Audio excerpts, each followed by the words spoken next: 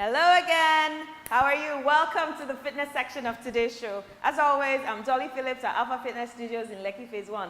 And I have my trusty stool here. So quickly, grab your dining table chair, your stool, anything, because we're going to be using it throughout. As always, we're going to start with a quick warm-up. Are you ready? Have you got your chair? Yes? Let's go. Deep breath in and out. 2 more and out.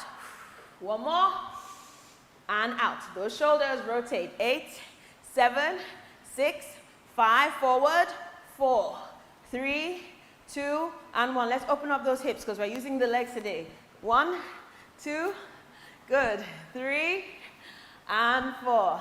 Let's reach up to the ceiling and touch our toes for 4. Wake up the entire body. 3, very good. 2, last 1, and time. Okay, so first one, we're tapping, all right? And your time starts now. Let's go tapping. Tap. 1, 2, bring those knees up high. 3, good. 4, have fun with this one. 5, that's the only way. 6, come on. 7, entire body working here. Come on, let's work. 8, come on. 2 more, 1 more, and time. Super. So now we're going to touch the top and the bottom. Go as low as you can. If you can't go so low, that's fine. But push your bum out. All right? Let's go. Top and tail. Let's go. Up and down. Push that bum back. Good. Protect the knees. Awesome. Up and down. Let's go. Up and down. That's it. Up and down. Keep going. Last one. And time. Now, what are we doing? We're going to kick over. Are you ready? We're working those abs. Come on.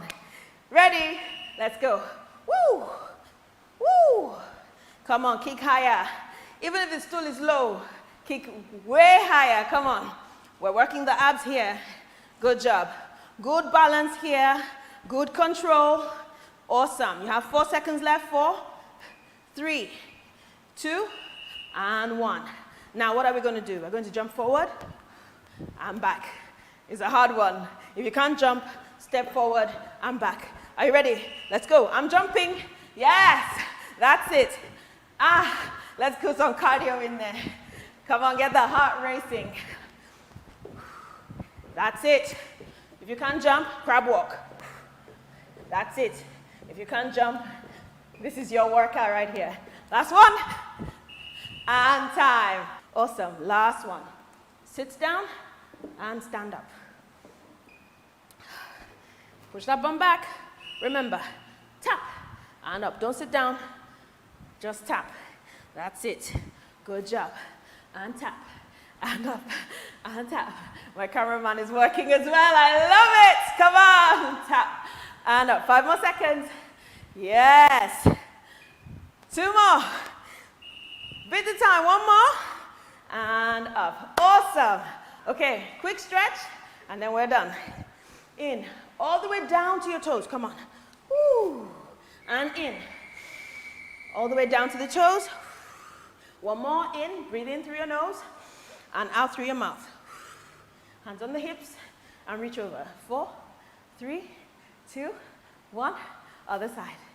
4, 3, 2, 1. This one down to the toes. Slide down those thighs. Try.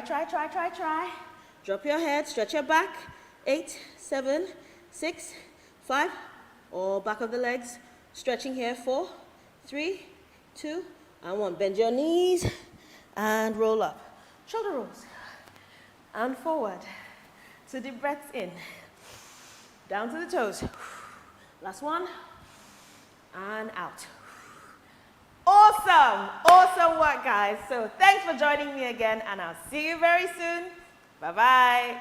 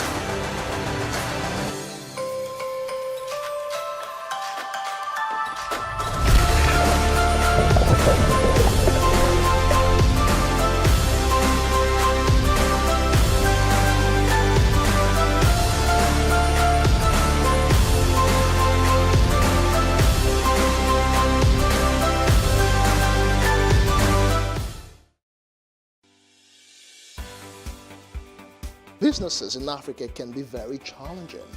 In Nigeria, it is particularly intimidating, and successful builders have learned how to navigate a hostile environment to unlock opportunities. But one major challenge businesses face is how to filter through the noise and identify where their ideal customers exist. Get insight and practical steps from industry players and captains of industries.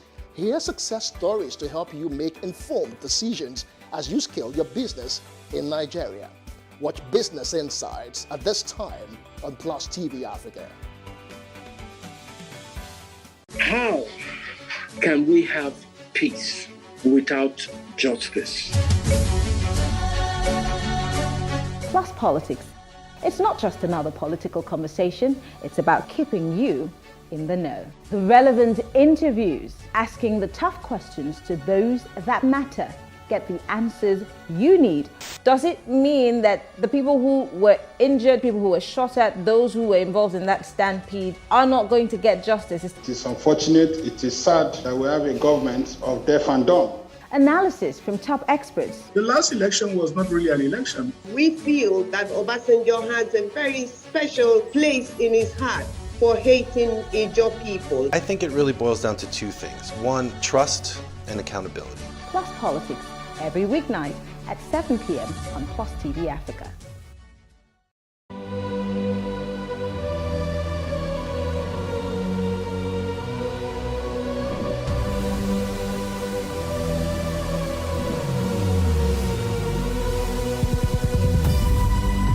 What we do not understand, we will stigmatize. What you can see is the remaining of the tanker that exploded. The suspect equally confessed.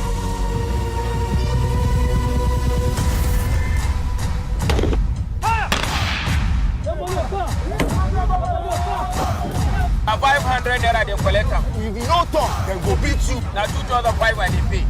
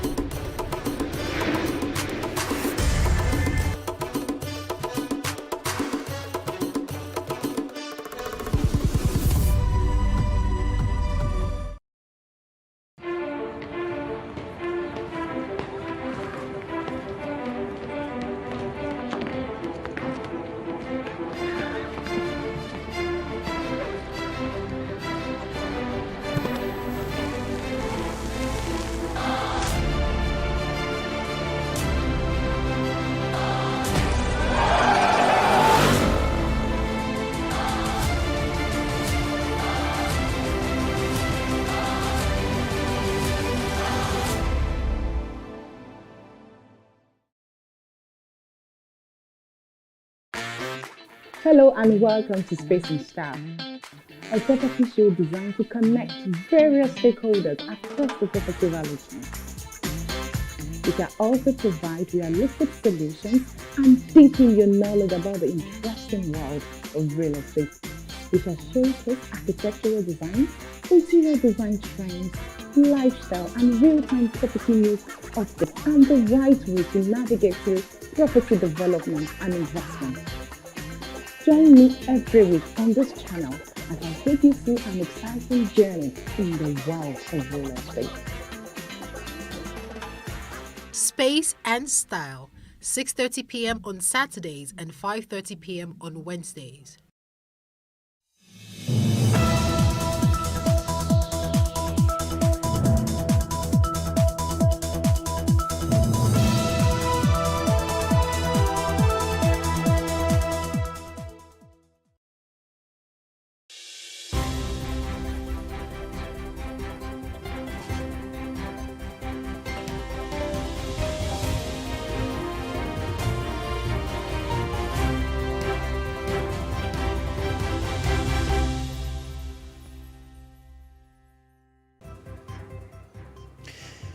As the presidential race begins, what are the chances of Bola Ahmed Tinubu as presidential candidate of the All Progressives Congress in Nigeria's 2023 general elections? To analyze this on The Breakfast this morning.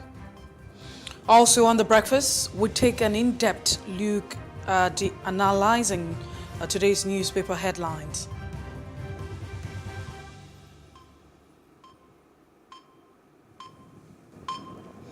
We're back with the Breakfast on Plus TV Africa. You're welcome. My name is Kofi Bartels. I am Messi Bopo. All right, it's a brand new morning, and of course, we have been having a few days or weeks of people being served political breakfast. Mercy, I think that is the new language on the streets.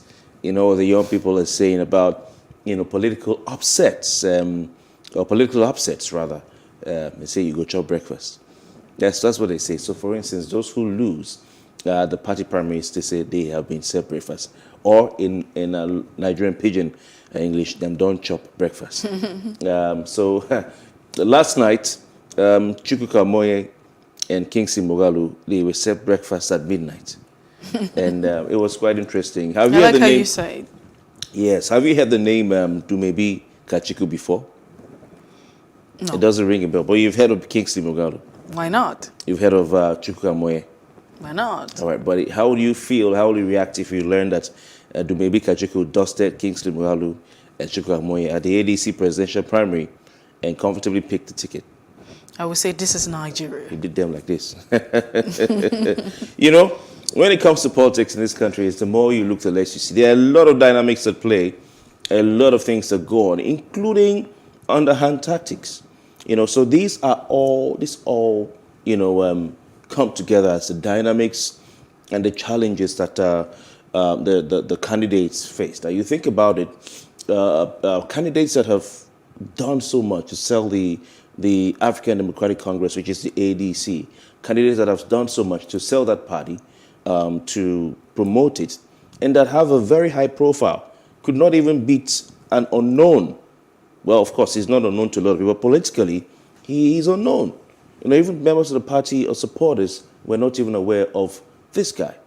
You know, so it's quite interesting to see, and we'll be monitoring activities in the African Democratic Congress already. But looking at what people have been talking, the emergence of Bola Ahmed Tinubu as the flagbearer of the All Progressives Congress has generated a lot of reactions online. We hear that apart from that, he has received a congratulatory message from Alhaji Atiku Abubakar. But let's look at the reactions to Tinubu's emergence. What are some of the things that we've been seeing? Mercy.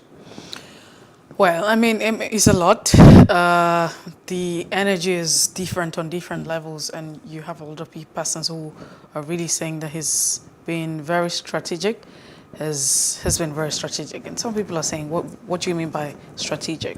Are we talking about, you know, money superiority at this point in time? Who has more money to chunk out? And because at the end of the day, our politics, as much as we want to deny it and say, oh, we don't have a proof and it's what it is, but you can also take out the fact that, you know, money politics dominate our electoral process, and that's what we see every other time.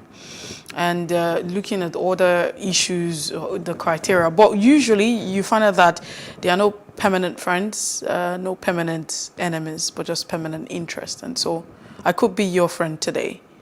I could be your enemy tomorrow, but most importantly, I could switch. And what will happen would be interest. So wherever interest is being served, or you have your interest being upheld, or if you like to say, your interest is being considered, then you would always tilt to that part where interests would be considered. And I say that every other time.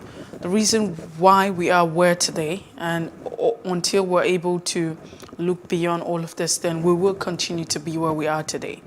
Until we have people in different sphere, in different strata, who would put national interest above personal interest. And that's when we're going to, you know, talk about being fair with our policy. So it's a lot. I mean, it's a lot, you know, the energy to begin to talk about all of this.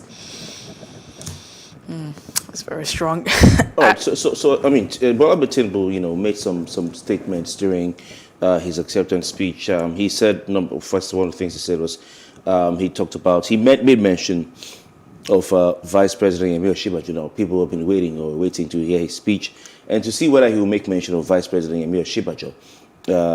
Being, you know, his adversary in this political race, but also being of his political mentee of sorts, a political ally, let's call it that. And he said to Professor Yemi Osinbajo that you have been a pillar of support to President Muhammadu Buhari. You've supported him well. He also, spoke to Ahmed Lawan, Senate President, and he said that even though you challenged me, I still recognize you as the Senate President who stabilized the ship of the nation's judiciary, legislature. Sorry, you can go back and lick your wounds. Now, some people read some meaning into that, but he was just joking. You can go back and lick your wounds, and it's politics, But he had a lot of praise, eulogy for Femi Gbajabiamila, the House of Rep Speaker, who said, played a role in ensuring that things worked well for him, Tinubu. And of course, Gbajabiamila remained loyal to him till the end. Tinubu also mentioned the names of all those individuals who stepped down for him at that primary. Each and every mentioned their names and thanked them. Of course, if he wins, they would not go home empty-handed. Tinubu, we told, never forgets those who help him. And we told you also he forgives easily and knows that politics is a marathon, not a sprint. So these are some of the things he said. He threw some jokes at President Buhari. But Tinubu, when it comes to the issues, he talked about the Nigerian economy. And he tried to, sell the All Progressives Congress as a forward-thinking party when you talk about the Nigerian economy. He said, how can Nigeria, at this day and age, we use cars, but we can't even manufacture the brake pads of these cars. Some people said, hey, this man is talking about car manufacturing. Is he using any of the local cars, like Innocent and all that? But that was what he said.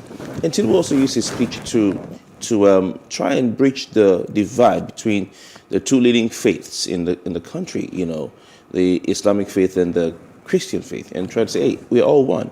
That both religions preach love, and that Nigeria is more important than every religion. Before you were born, you didn't have a religion. You were born and you simply adopted the religion of your parents. But we're all human beings. He also tried to sell the party and said the party is not a party of barbarians.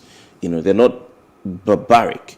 And that Nigerians need to understand that. He talked about being a progressive. He tried to pass a message of love, of tolerance, of patience. He said, quote, progress isn't about killing each other. It is not. Love is about embracing one another. So this is sort of things that, he tried to, he talked about. And it sounded a bit inspirational, to be honest. But some people are saying, mercy, that, we had the same thing during the 2015 elections and see where it landed us. So we're not going to take what you're saying like that. That's what some things he said. Quite interesting. And it's been a day of people challenging each other. But another aspect of the entire Tinubu speech and his emergence was his health. Okay, so there are 3 or 4 instances. The videos are all over the internet and all over WhatsApp. The first one was when he was making his way to go give his speech. He had to be helped to come down from the VIP area. That was one. When he was standing to give his speech, he was trying to flip from one sheet of paper to one page to the next. In a bunch of papers he carried, I think his hands were shaking a bit. When he gave his accepted speech, he tried to put on the microphone. His right hand shook a bit. And then when he was holding the flag handed over to him by President Buhari, his hand shook a bit, and he had to be helped by the party chairman, Abdullahi Adamu, to hold the flag. Now, this hasn't picked on by people, out there, especially on social media, to say Tinubu may not be fiscally fit or sound to be the president. And these are some of the things they've raised. Of course, these are things people will talk about, all because they want to see the best for Nigeria. Time will tell. Time will tell. Definitely time will tell, but you also cannot take out the fact that, Bola Ahmed Tinubu is very instrumental to having the president, becoming the president, even though the presidency has come out to say, oh, he wasn't, just your effort, it was collective. In that statement, that's what he meant, to me. But I don't know what interpretation we probably would have, but it's politics. Interest would always play. Interests, it's where your interests is being respected. That's what you tilt towards. Lawan and Gbajabiamila, their products today, they're what they are because he recommended. It's what happens. It's negotiation. It's politics. And so I'd say, hey, I'm going to chunking a lot of money. Imagine that you're going to become a president. You're canvassing to become a president. You're vying to become a president. And I say, Kofi, I'm going to put in a lot of money. It's business. It has become business. And so who really cares? Really. Whether or not we want to agree with that, that's what it is. Because at the end of the day, I'm chunking a lot of money and you say, hey, I'm going to compensate you. With what? Political positions, or you are being allowed to, recommend at the end of the day. And that's why we have the country where it is today, where you constantly have policies. Because if you look at the policies so far, policies don't reflect the interest of the people. They reflect the interest of the elite. A select group of persons. And that's what it is. So, but we can really, want to wake up and act like, this is actually very different. You have actually mentioned a lot that has transpired. Yes. Before we go to the next room, Mercy, I'm told you have a video to roll, so let's quickly take that and we'll be right back. APC! APC! Nigeria! Good afternoon, Your Excellency, the President of Federal Republic Nigeria, Muhammadu Buhari, and the Mama of the Nation, Mrs.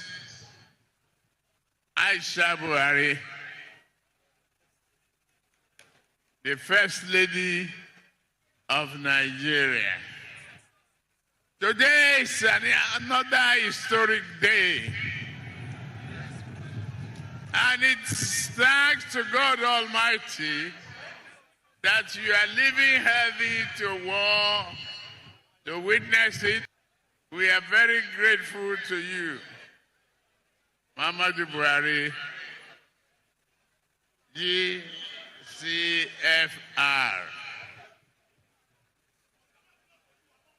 The Vice President, a very good and supporting pillar, a good assistant to the President of the Federal Republic of Nigeria, Professor Yemi Osinbajo. I thank GCON. We thank you for being steady and a good support to our president. Well, to you, the legislature, Senate President, Senator Ahmed Lawan, I would have been a little upset because you compete with me. But that is over now.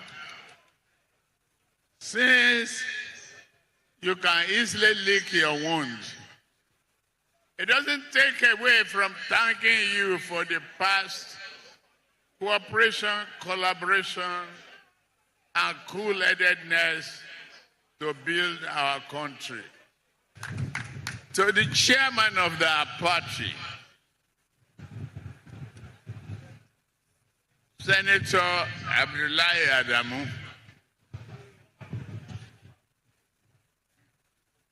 it appeared some weeks back that some newspapers and many people were ready to write obituary of this party. Yes, we put together a who ourselves as a cat of 9 lives. President Muhammadu Buhari, please forgive me for keeping you this long. I didn't expect to win. I win. I must be intoxicated for victory.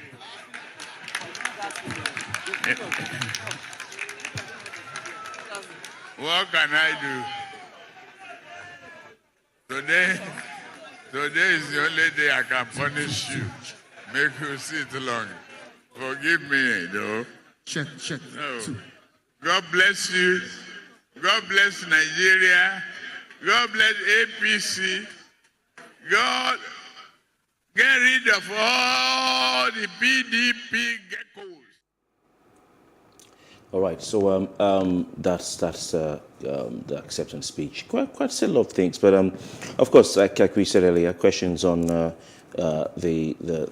fiscal, stoutness, let's call it that, of Bola Ahmed Tinubu with the speech he gave and his fiscal condition while giving the speech, performance throughout. But we must also admit that they spent quite some time at that venue, for the age.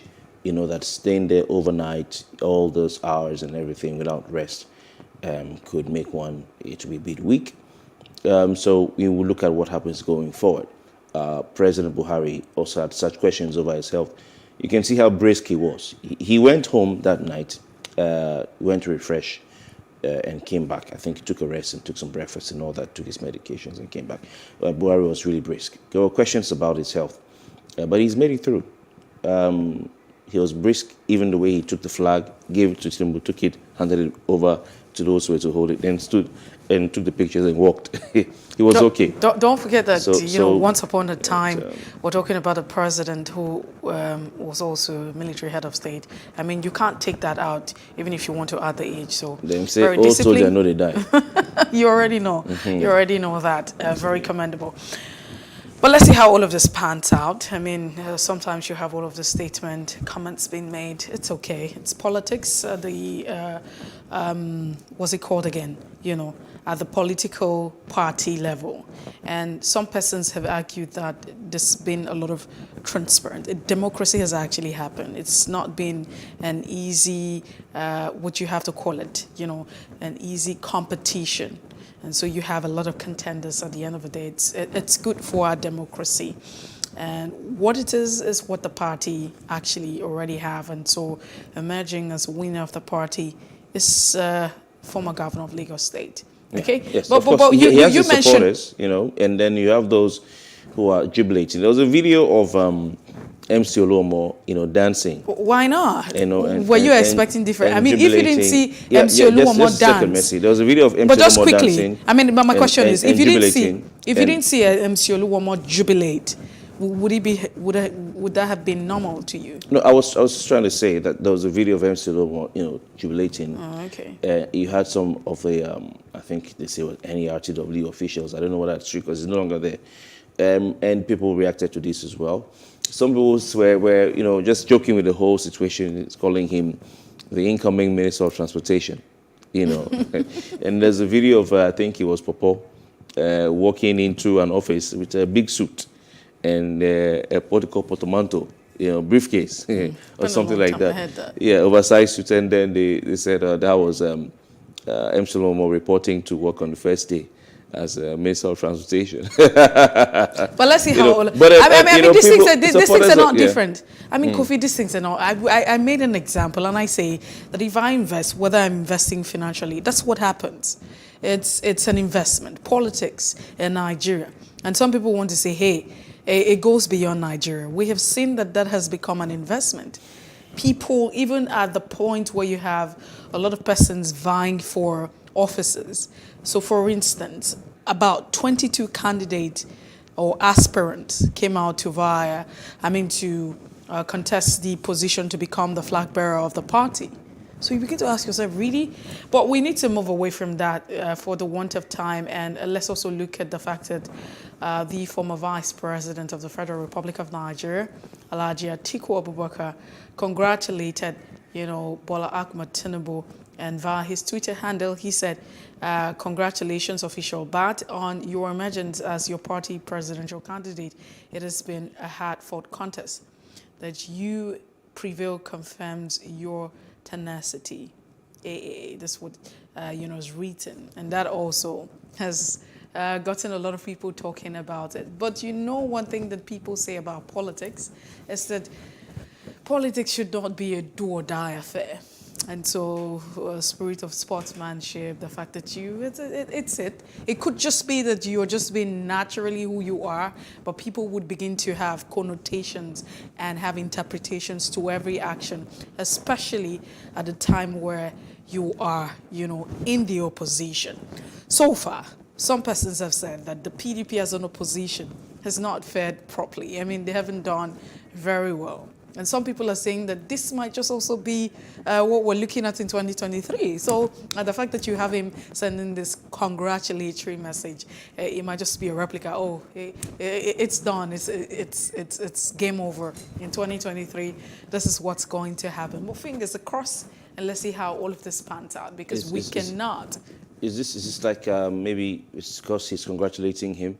But you know how Nigerians can be. I mean, you know how we can be with all of these conspiracy theory and all of these I think we have a lot of political naivety from supporters of Peter Obi. Extreme political naivety. I didn't mention it. Extreme high case of political ignorance and not being aware. Not all, but most, from what I see.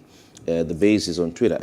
Peter Obi has been has emerged as the preferred candidate for a lot of Nigerians who are looking for something different, for a third force to emerge. But it doesn't mean that everything will change overnight. It doesn't mean that the dynamics of politics in the country have changed just because you wish to see a change. Doesn't mean sentiments don't win elections. For instance, somebody was replying to Atiku's tweet and said, "You didn't congratulate Peter Obi." What on God's earth is that? This shows that the more you are scared, you're scared of an opponent who has higher chances. You see, things don't work that way. For me, it's even like a big red flag that Peter Obi, put out a congratulatory tweet to Atiku Abubakar and called him his leader and friend. Called him his leader. Some would say it's humility. So these are dynamics. Atiku and Tinubu are of the old stock, you understand. They've been there for years. And they know that despite the fact that they're divided by political lines, party lines, that they're all on the same boat, all on the same ship, And they have a history of being together as part of the Shehu Musa Yar'Adua political family, So they were in that clique, if you want to call it that. Another one that we should not forget is the fact that another presidential candidate has emerged for the Labour Party, a faction of the Labour Party. His name is Jude Ezenwafo. Of course, the judge, shadowed the case involving the leadership tussle, the factional battle in Labour Party for hearing on June 30. So waiting for that, and let's see if Peter Obi's faction will emerge, But it's okay for politicians to congratulate themselves. Don't be bothered about it. I'm not talking to you now. I'm talking to those out there who are. It's okay. Definitely. There's nothing wrong. These guys are on another level. They think differently. It's not important things, Anyway, final one. Rabiu Musa Kwankwaso emerged as the flag-bearer presidential candidate of the new Nigeria People's Party. I think this is just ceremonial. It was already, to me, the candidate of this party. I mean, the man basically acquired the party structures, not acquired that he paid money for it, but I mean that, his allies and his political structure took over NNPP. You can look at the party chairman as this man. So NNPP is seen as a machine for Kwankwaso, and he has done the needful. And you can see the sagacity that he has displayed. Kwankwaso has not just displayed sagacity, he has displayed a high understanding of the Nigerian political system, that you don't just walk into a party and put yourself there like a sacrificial goat, that will be slaughtered if someone just decides to slaughter you. He went in with a structure and seized the NNPP. All right? Nobody can do anything to Kwankwaso just like that. Whereas for someone like Peter Obi, he's on his own. I mean, who does he have in the party hierarchy? You know what I'm saying? So when we begin to talk about that, I remember very well, and I'm sure that we're going to have him in no time, to look at all of this. As he has constantly on this particular platform talk about the fact that, Rabiu Kwankwaso would definitely be of the NNPP. He will become flag bearer. It's predictable. You can actually already tell. He got that party.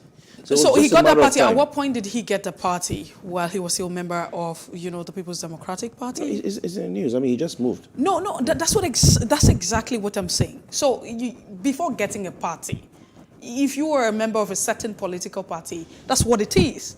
So it would therefore mean that a lot of people could be with a party. So you could be here, but you're having some anti-party activity. It was very glaring every other time that you had statements. And you were saying that, he had that structure already. How can you be with a certain brand and you are identifying, it feels like you already have structures. And that's why I already knew. So what's happening with Peter Obi right now, it's not news. It's not news because over time, you have been a member of the People's Democratic Party. It wouldn't be just magic for you to wake up and then all of a sudden, and then you say, okay, hey, I'm no longer of this party, a member of this party, and I don't belong to a certain party, and you think you're going to get a ticket at you're just going to have a faction, or you're going to have everybody who just give you a beer hug and they say, welcome to the party. You are the man we have been waiting for. Really, it doesn't happen that way. We have to move on. I like the bear hug you talked about. Oh, well. But I mean, it's still early days. We'll be right back. Let's take a short break, and when we come back, we'll look at what the papers are saying this morning.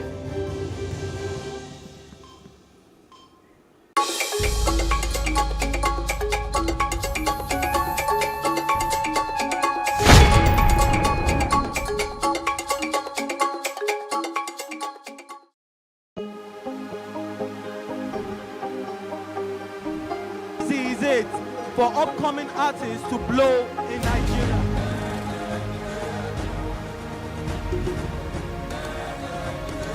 Welcome to Plus Trending. I am Bukky November, your host, saying thank you for joining us on today's episode. Welcome back. It's tea time on Plus TV Africa. Practice makes perfect. I'm not perfect yet, but I'm a lot better than I used to be. He's a king. He's entitled to marry 100 if he wants to.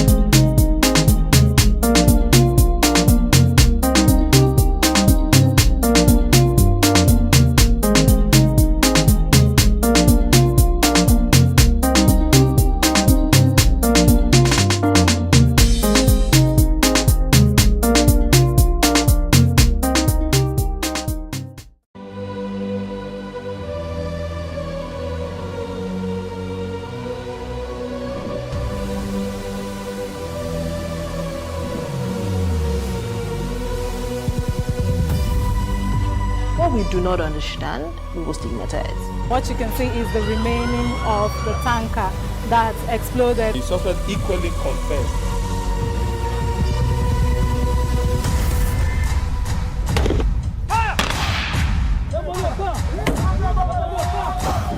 A 500 naira they collect am. If you no talk, then go beat you. Now 2,500 they pay.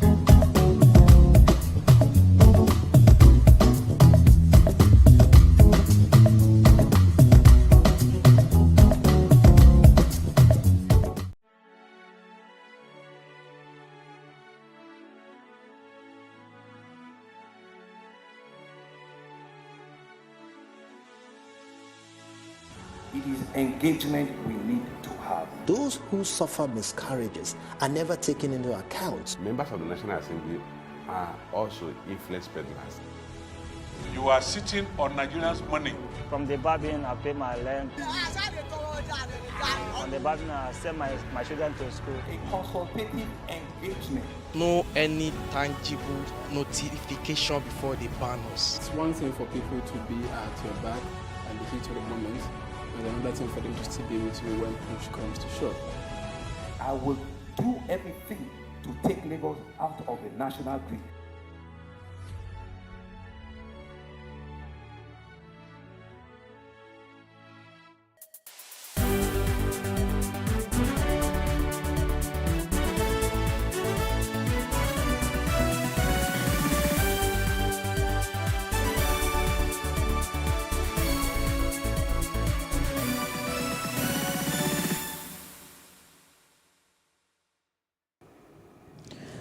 We're still on The Breakfast and Plus TV Africa. It's time for us to take a look at the front pages of our national dailies. We call it Off the Press.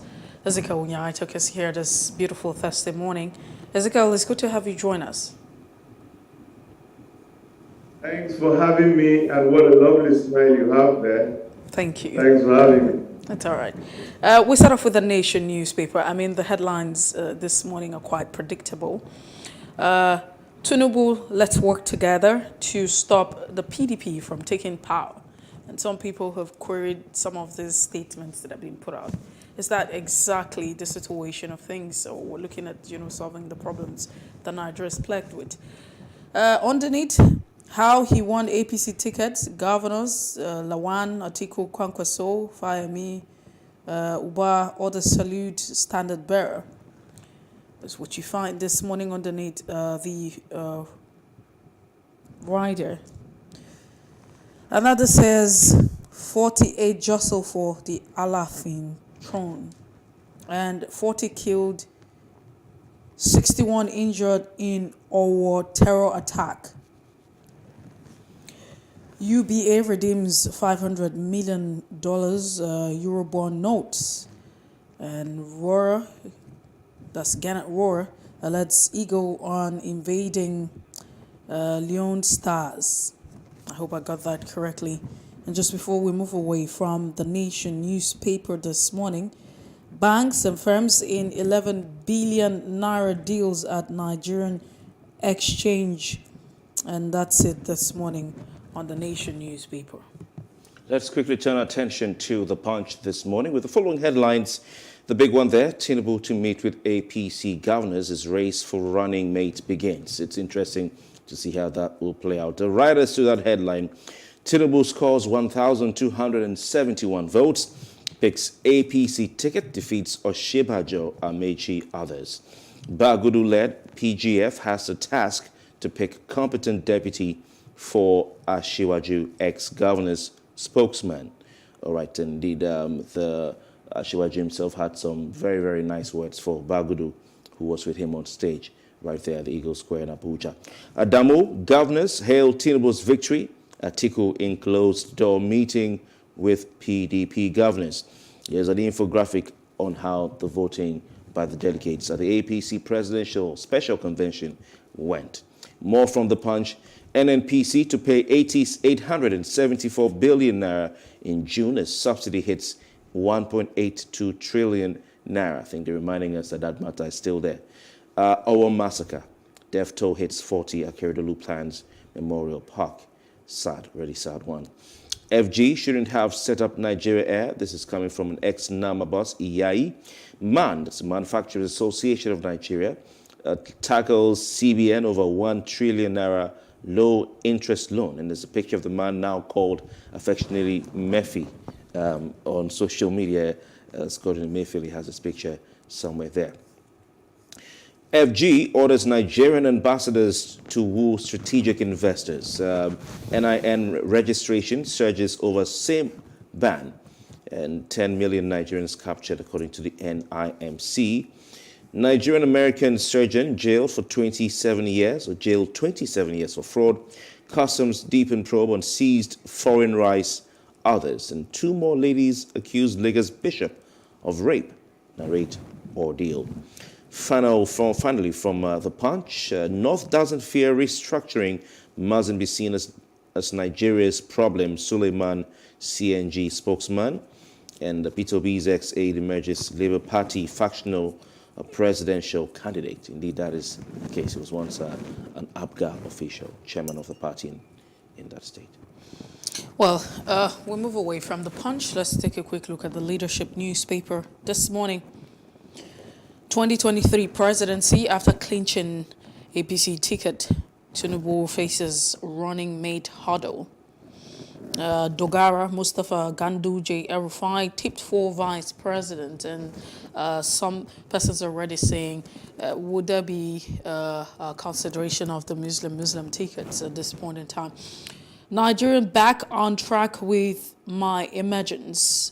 The flag bearer is quoted to say, Presidents Muhammadu Buhari, Lawan, Governors Gbajabiamila, Aregbesola, Adamu congratulates Asiwaju. It's no match for Atiku, says the PDP.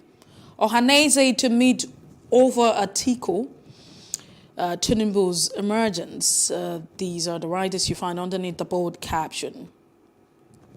Now, death toll in war killings, 72 Ondo plans mass burial. First quarter, Nigeria's debt rises by 2 trillion naira to 41.6 trillion naira. Now, that's a lot. 2022 Hijra airlift of 16,000 intending pilgrims begins today. Federal government hands over 92 billion naira Abuja airport and second runway site to the CCCECC.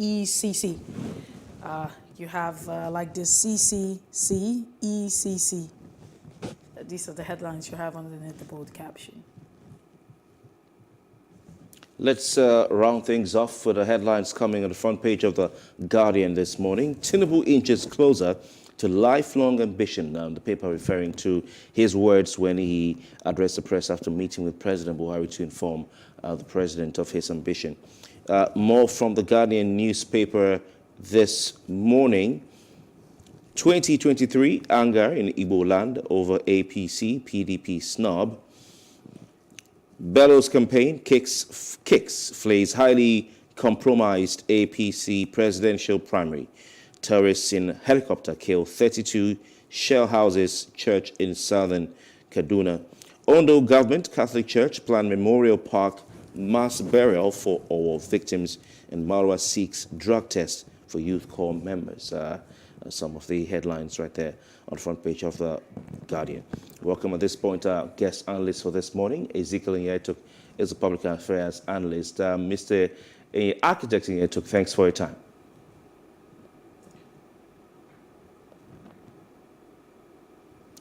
Can you hear us, Ezekiel Nyaituk? Yeah, I can hear you loud and clear. Fantastic. I don't know if you can hear. Before we get into the thick of things, it seems you and others conspired to revenge on us as Tinubu did to Buhari by keeping us awake last night at the ADC primaries. It was the unexpected, highly unexpected outcome. Kingsley Moghalu and Chukwuka Amoye, the two leaders, as far as the public were concerned, did not get the ticket. What happened? There's a difference between party primaries and general election. The dynamics work a little different. In party primaries, what you do, if you are a political strategist, is you target the delegates. You get to them, you talk to them, you sell yourselves to them, you show them why you would be in a better position to take on the opposition. You tell them where your strategic advantages are, and at the end of the day, when the delegates meet, they take a decision on who will actually help them.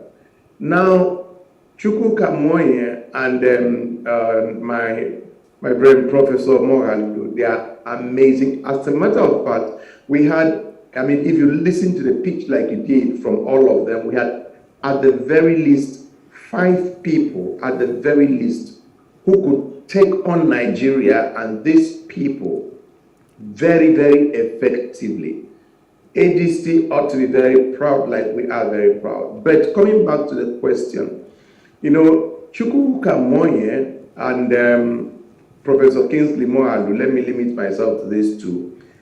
They did well with respect to public appeal, but in terms of giving the members of the party that comfort that they have the capacity to take on the system and they were going to be willing to fight, they did not do that.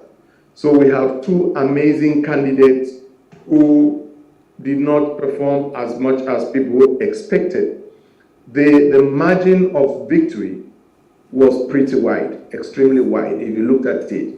My brother Moye had about over 300.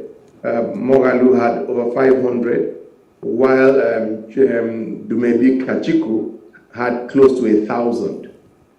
Now, the second thing that happened was that something that they all ought to be very proud of themselves is that we refused to monetize the process. So no money was shared. I can say that with every sense of responsibility. But I think that Dumebi Kachiku is the only person, to the best of my knowledge, that PDP in particular is scared stiff of. The reason is that from inception of PDP, he has always been a member of their strategy room. When he left the PDP was worried. So he's a political strategist. And when he outlined how he was going to win the election, how he was going to beat PDP, I think the members of the party were very convinced, very, very convinced. Number one, he has very in-depth knowledge of the political system in Nigeria. He has an amazing understanding of PDP. And APC is actually PDP too, okay? You understand what I mean. So if you understand inception, it means you have a good understanding of both PDP and APC, because, like I said earlier, PDP is APC is PDP too. They are just a certain person of people. Who is the chairman of APC to our 1, 2, 3 downline National Working Committee members? If you trace their background, they trace it back to PDP, and these are the people that he has been strategizing for all the years. So what happened wasn't people who didn't do well.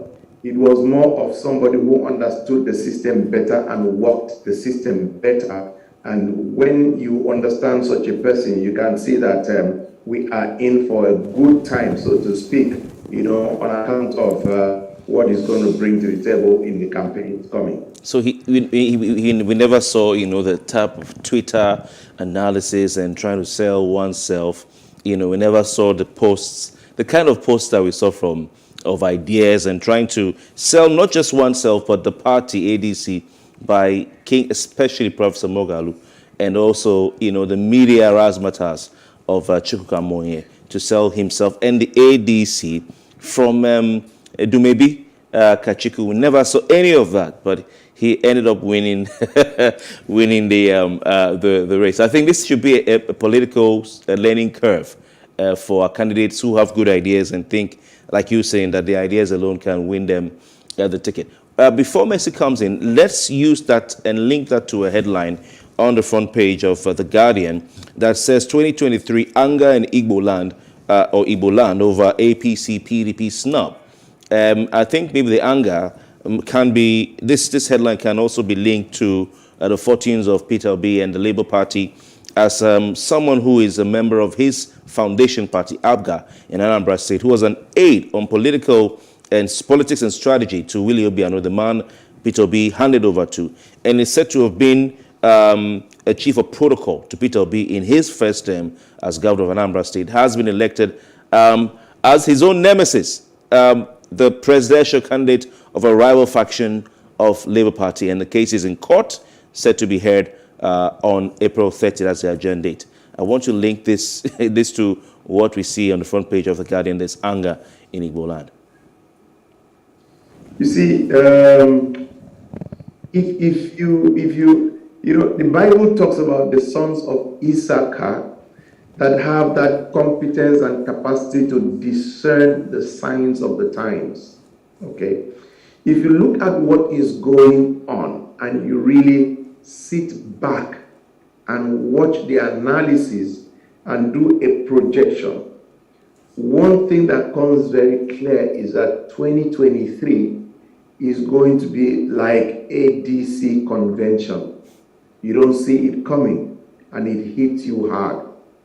If you look at the so-called top contenders, PDP, APC, you take the people involved, Jagaban and Atiku, you can very easily put them in one box. The only person that was trying to breathe would have been a man like Peter Obi and see what is coming on. Except the Igbos, let me use that word generally, the Southeasterners rally around and bring him back to the ballot without, early enough. You may realize that a man that was highly celebrated in the absence of the new kids on the block might just get so distracted that that momentum he was trying to generate is lost on legal tussles. And when people come up and not sure whether he will be the one or he will not be the one, because being the eventual candidate is hinged on a lot of INEC technicalities. If at the end of the day your faction is not the recognized faction or the legal, one arm of this political setup is the judiciary. And if PDP or APC actually see Peter Obi as a major threat, they can work well with the judiciary to get some judgments that can just make you shake your head and wonder if all is well. At the end of the day, this legal tussle, hanging around the neck of Mr. Peter Obi could be a major distraction. To that extent, it is where the road is being cleared. It's like in Akwa Ibom State. And by the way, where is my congratulations? Oh yeah. You emerged. Wow! Congratulations! Your Excellency.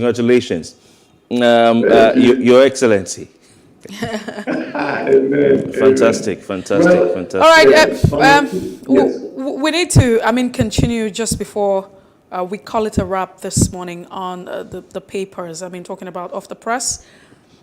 Very interesting. You have talked about distractions or no distractions. And on the Nation newspaper, Bola Ahmed Tinubu, former governor of Lagos State, is saying, let's work together to stop the PDP from taking power. That's on the one side. I think that we have dwelt so much on politics. But let's move on to the economy. Now, on the Leadership newspaper, it talks about the increase. In the first quarter, our debt profile has increased from 2 trillion naira to 41.6 trillion naira. That's a lot. I mean, that's so much. How did we even get here? What's even going on with the Nigerian economy in terms of, our debt profile? How do you even move as a person or as a country from 2 trillion naira to 41.6 trillion naira? I mean, you can see I'm struggling to even understand that. You see, the time has come when, when the mainstream media get fixated on this APC, PDP, they don't quite understand the issues that we are facing. Seem to look at the Nigeria, look at the economy, look at the dynamics, look at the paradigms, look at the implications of what is going on. We live on a borrowing economy, and not an economy that looks at what we have, look at what must be done. We don't have a thinking governance, what I call cerebral governance. I need money. I don't have money. Can I print more money? No, you can't print. Can I borrow? Yes, borrow. And they're like, boom, just rush to borrow. They don't think in terms of waiting to lay certain foundations based on certain fundamentals to have economy that works for all on the long run. This is what the new kids on the block are going to bring to our governance. And within the month of, this is the month of May, mark my words, within the month of July, August, there's going to be a completely different paradigm of conversations. I've looked at, let me be an analyst this time, as always, and not just a party man by crossing certain lines to other parties. I listened to the young man from YPP, and he's bringing something to the block. I listened to the guy the other time, you were correcting me that the factional SDP, but I still come back to Wale Adewale. And you need to listen to him. I listened to Dumebi Kachiku of ADC. These are people that are bringing sound bites that the young people can relate to. And maybe the time we have to talk about Dumebi Kachiku some more, I'll tell you what political strategizing is all about. Perspective planning is all about. This is what these people are going to bring to our politics. And nobody's going to talk about Atiku, Jagaban. Nobody. How does that put food on the tables of the man in the village? How does that secure the future of the youth? People want to hear new sound bites. All right, Ezekiel providers back on the table. We have to let you go at this point in time. I mean, I wish we had more time to talk about all of this, especially the headlines on our national dailies. Unfortunately, we've been prompted to, move on. Thank you so much for being part of The Breakfast. And once again, congratulations for emerging as the governorship candidate for your party. Thank you, and God bless you. Let's see. As they say with Nigerian politics, the more you look, the less you see. Exactly. Indeed. A lot of things that will happen going forward, like I guess I just said, will shock people. It will shock people. Sometimes what you think you know or what you think you see may not be the case.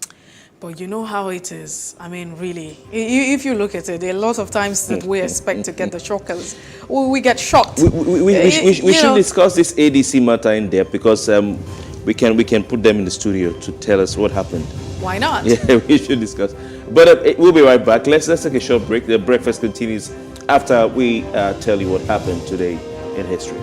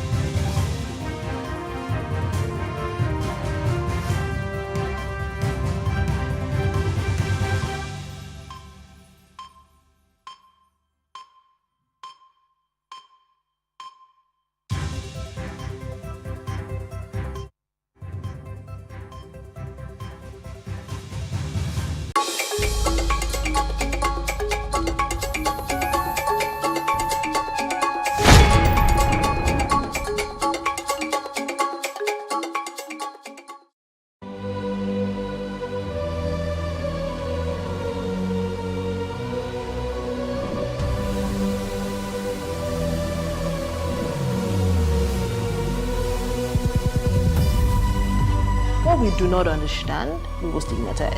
What you can see is the remaining of the tanker that exploded. The suspect equally confessed.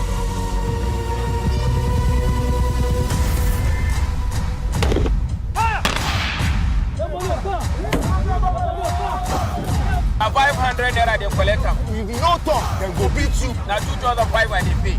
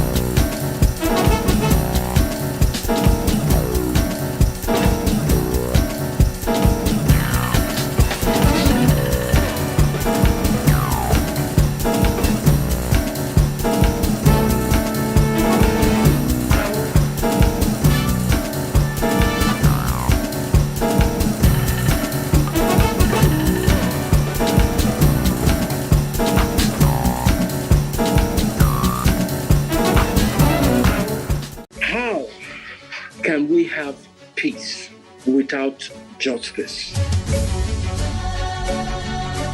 Plus Politics. It's not just another political conversation, it's about keeping you in the know. The relevant interviews, asking the tough questions to those that matter. Get the answers you need. Does it mean that the people who were injured, people who were shot at, those who were involved in that stampede are not going to get justice? It is unfortunate, it is sad that we have a government of deaf and dumb. Analysis from top experts. The last election was not really an election. We feel that Obasanjo has a very special place in his heart for hating Ijaw people. I think it really boils down to two things. One, trust and accountability. Plus Politics, every weeknight at 7 p.m. on Plus TV Africa.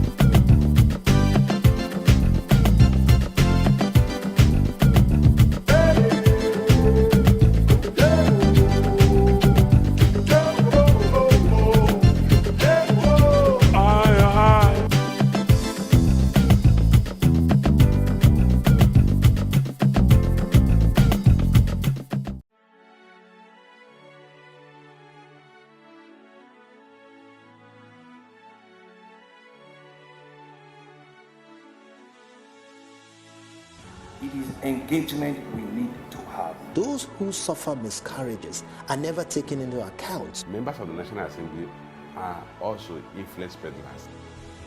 You are sitting on Nigerians' money. From the barbing, I pay my rent.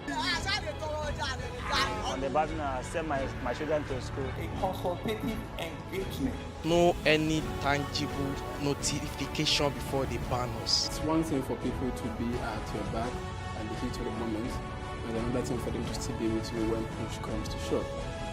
I will do everything to take Lagos out of the national grid.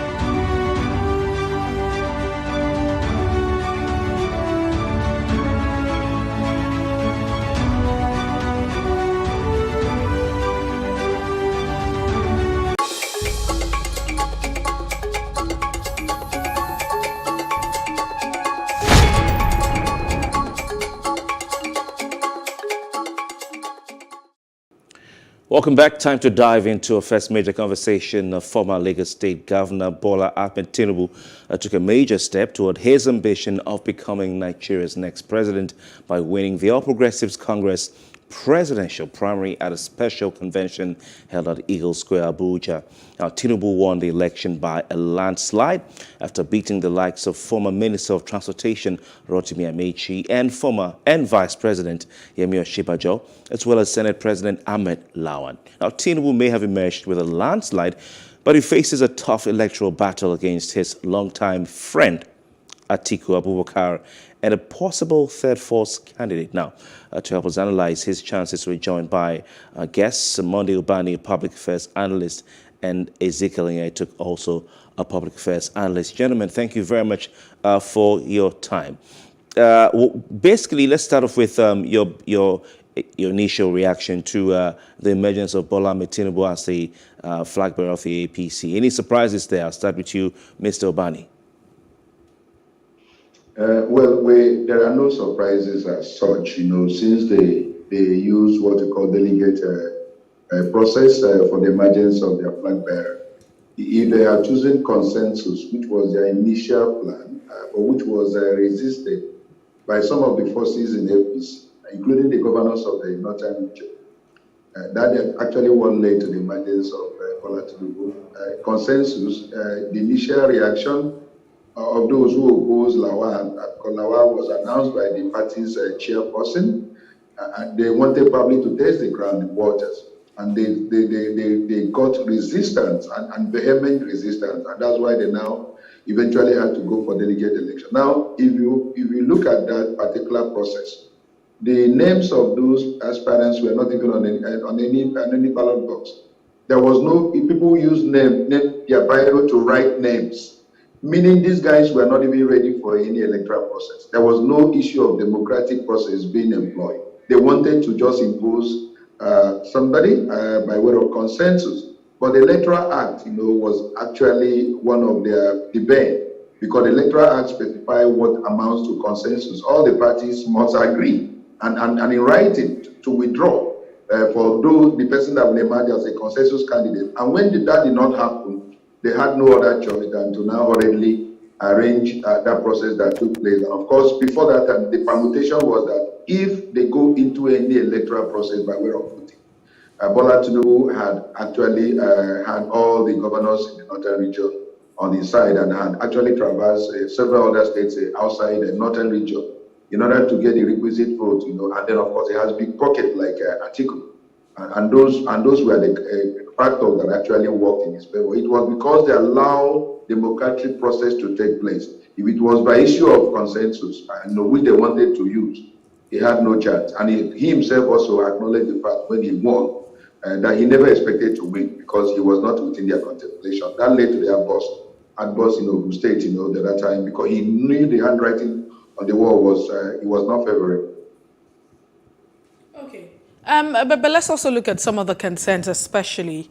I mean, during the primaries, you found that at the time where you had the likes of the vice president coming out to give a speech, he seemed to have the acceptance of the people, cheering him, and hailing him at all points and, going on to say they love him. But on the other hand, some persons feel very displeased with the result as, it feels like there were a lot of hopes and anticipation that the vice president would clinch onto the ticket. The truth of the matter is that if the Yorubas wanted the best, from their stock in order to emerge as the president of this country, the best person, in my own view, it's a personal view, is Yemi Osinbajo. Yeah, somebody will say he has been with the president for the past almost 7 years now. Now, all those ideas he was formulating, all those things he was saying, why didn't he actually learn so that the Nigerian dream, all of us are dreaming for, should have been a reality, because he said many things in his speech. But the point is that if you find out what happened within the presidency and then within the vice presidency of Osinbajo, he was never allowed to operate fully in his full capacity. It will be a different ballgame entirely if he's clearly in charge of the affairs of this nation. So if the Yorubas had wanted the best, that would actually change the equation of this country in terms of having a technocrat that can run Nigeria and remove Nigeria from where we are presently. The best candidate, from the Yoruba stock, and that is the truth, is the person of Yemi Osinbajo. No, but just before before we have Ezekiel Nyai to come in now and share his thoughts, you were saying that if the Yorubas, we're talking about a region now, wanted or would want the best for Nigeria, then they would have gone for a different candidate. But the delegate it's not just limited, to a certain region. It cuts across the entire state of the Federation, as long as you have the APC. That is a very intelligent question. The point is that the ruling class, the elites that have always held this country hostage, will not allow the best to emerge in this nation unless there is a radical, turn of event, from the populace, the electorate, who will now have the opportunity in 2023 to decide the fate of this country.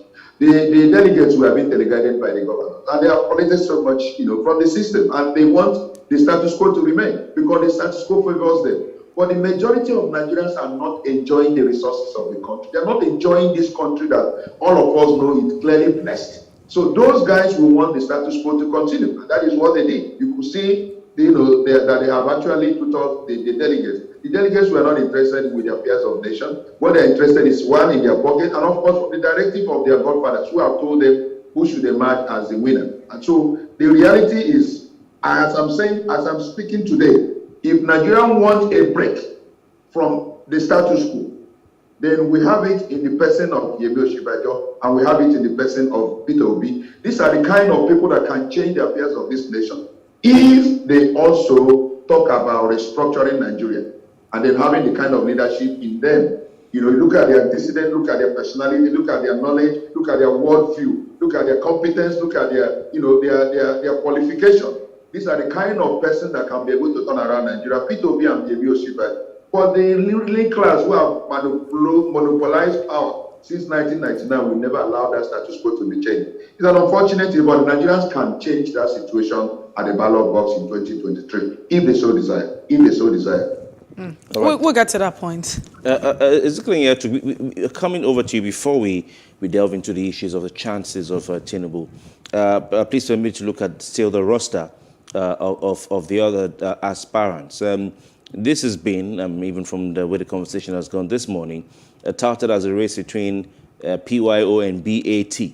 But we can see that from the figures, the results, a certain CRA came second. One person who was a member of the APC and now the PDP, Shehu Sani, senator, formerly representing the good people of Kaduna, he said that if Buhari had a wild card, if he had to pick one person, that it would have been Amaechi.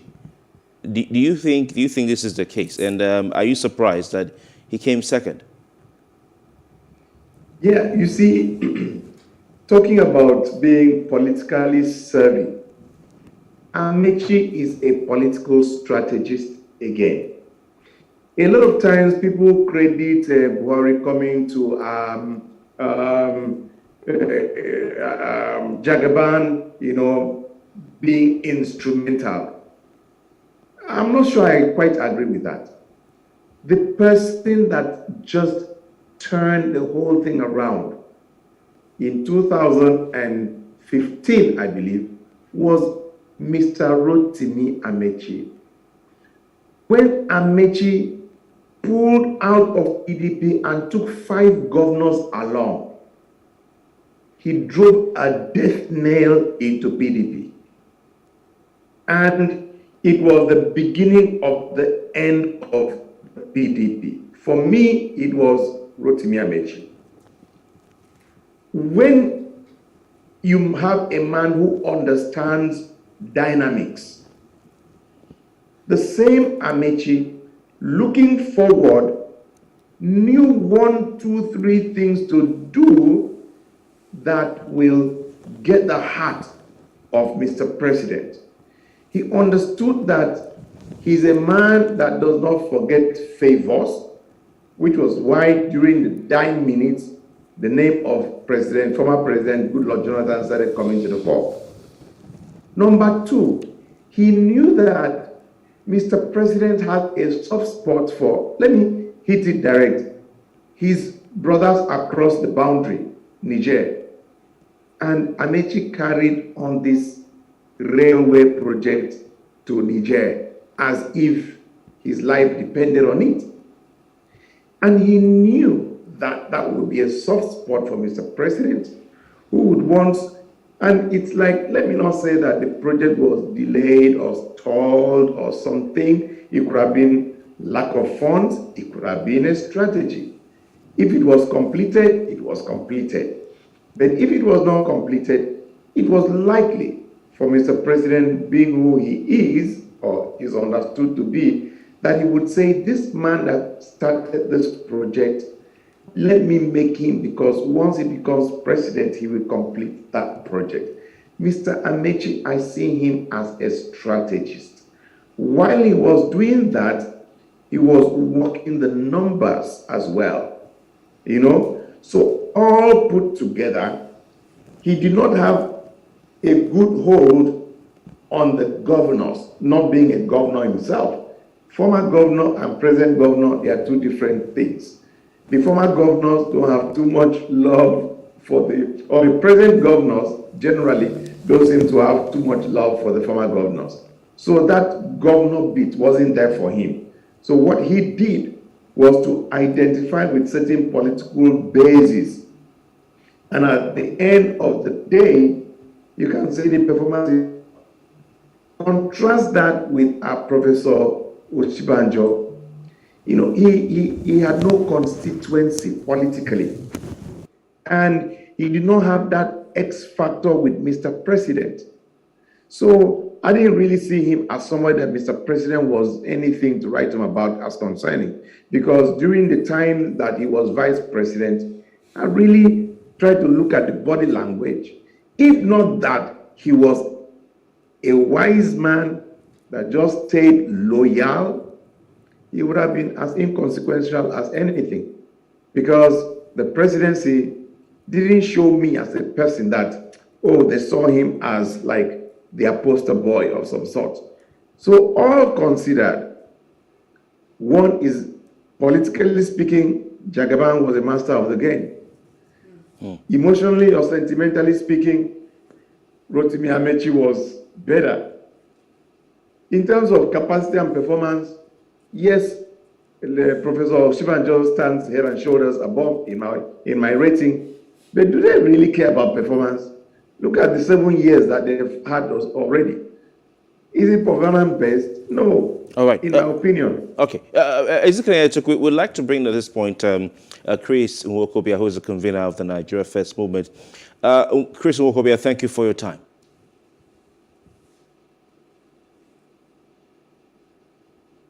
Are you there, please? All right. While we're trying to get to hear from Chris Nwokobia, back to you, Ezekiel Nyaituke. The PDP, People's Democratic Party, went north, and the APC has gone south. Have they made the right political move? Okay, I'll tell you this as fast as possible. The younger people will not know about carburetor. In cars, if you're one of us that never had a new car, we always had tokumbos. So we understood about carburetor very well. Your car will not move unless the fuel is able to go through the carburetor properly and the combustion and all that. So there were people that were specialists at carburetor. Now, a man long after carburetor had given way to injector, who was not in tune with the times, looking for a fantastic mechanic, went for that man that was a specialist in carburetor. Unfortunately, cars no longer use carburetor. APC and PDP are carburetor specialists in economic management. So leave them. They will keep looking for that mechanic that understands carburetor. Nigeria has moved to injector. So as long as you keep having this conversation of APC, PDP, you are looking for the best carburetor mechanics. Nigeria has moved on. That is why a lot of times I'm not too patient with all this talking about PDP, APC, PDP, APC. I want to talk about Nigeria. Let's have Monday Bani now. He's also still with us on the show. And let's share his thoughts. We'll definitely get back to you. Monday Bani. I'm here. All right. Is it about the carburetor? Is it about the carburetor example?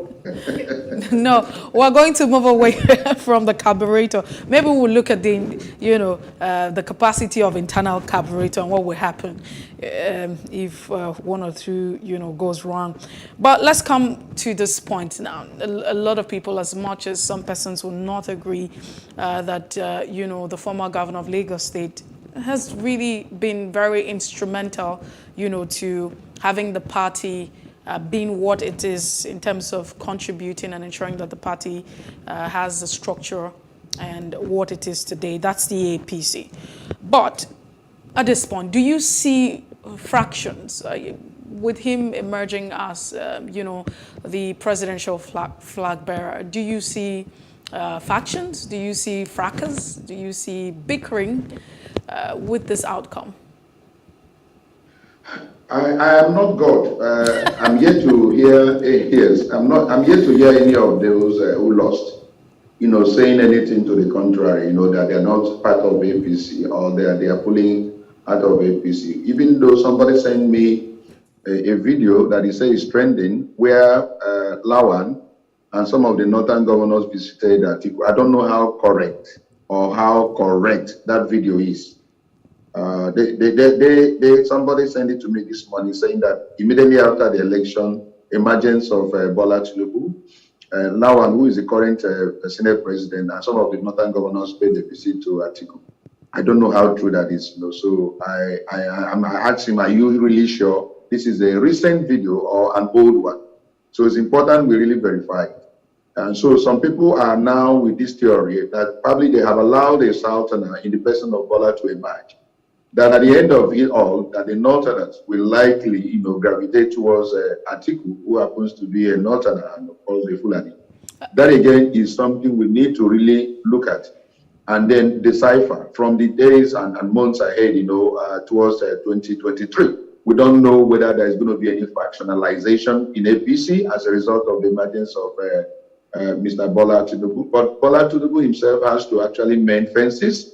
And that is the truth of the matter. Now that he has emerged, he has to reach out to every of those he aspired with, even those who went against him, But he said a statement yesterday saying, I have forgiven or I'm angry that somebody came up, even making reference to the Senate president.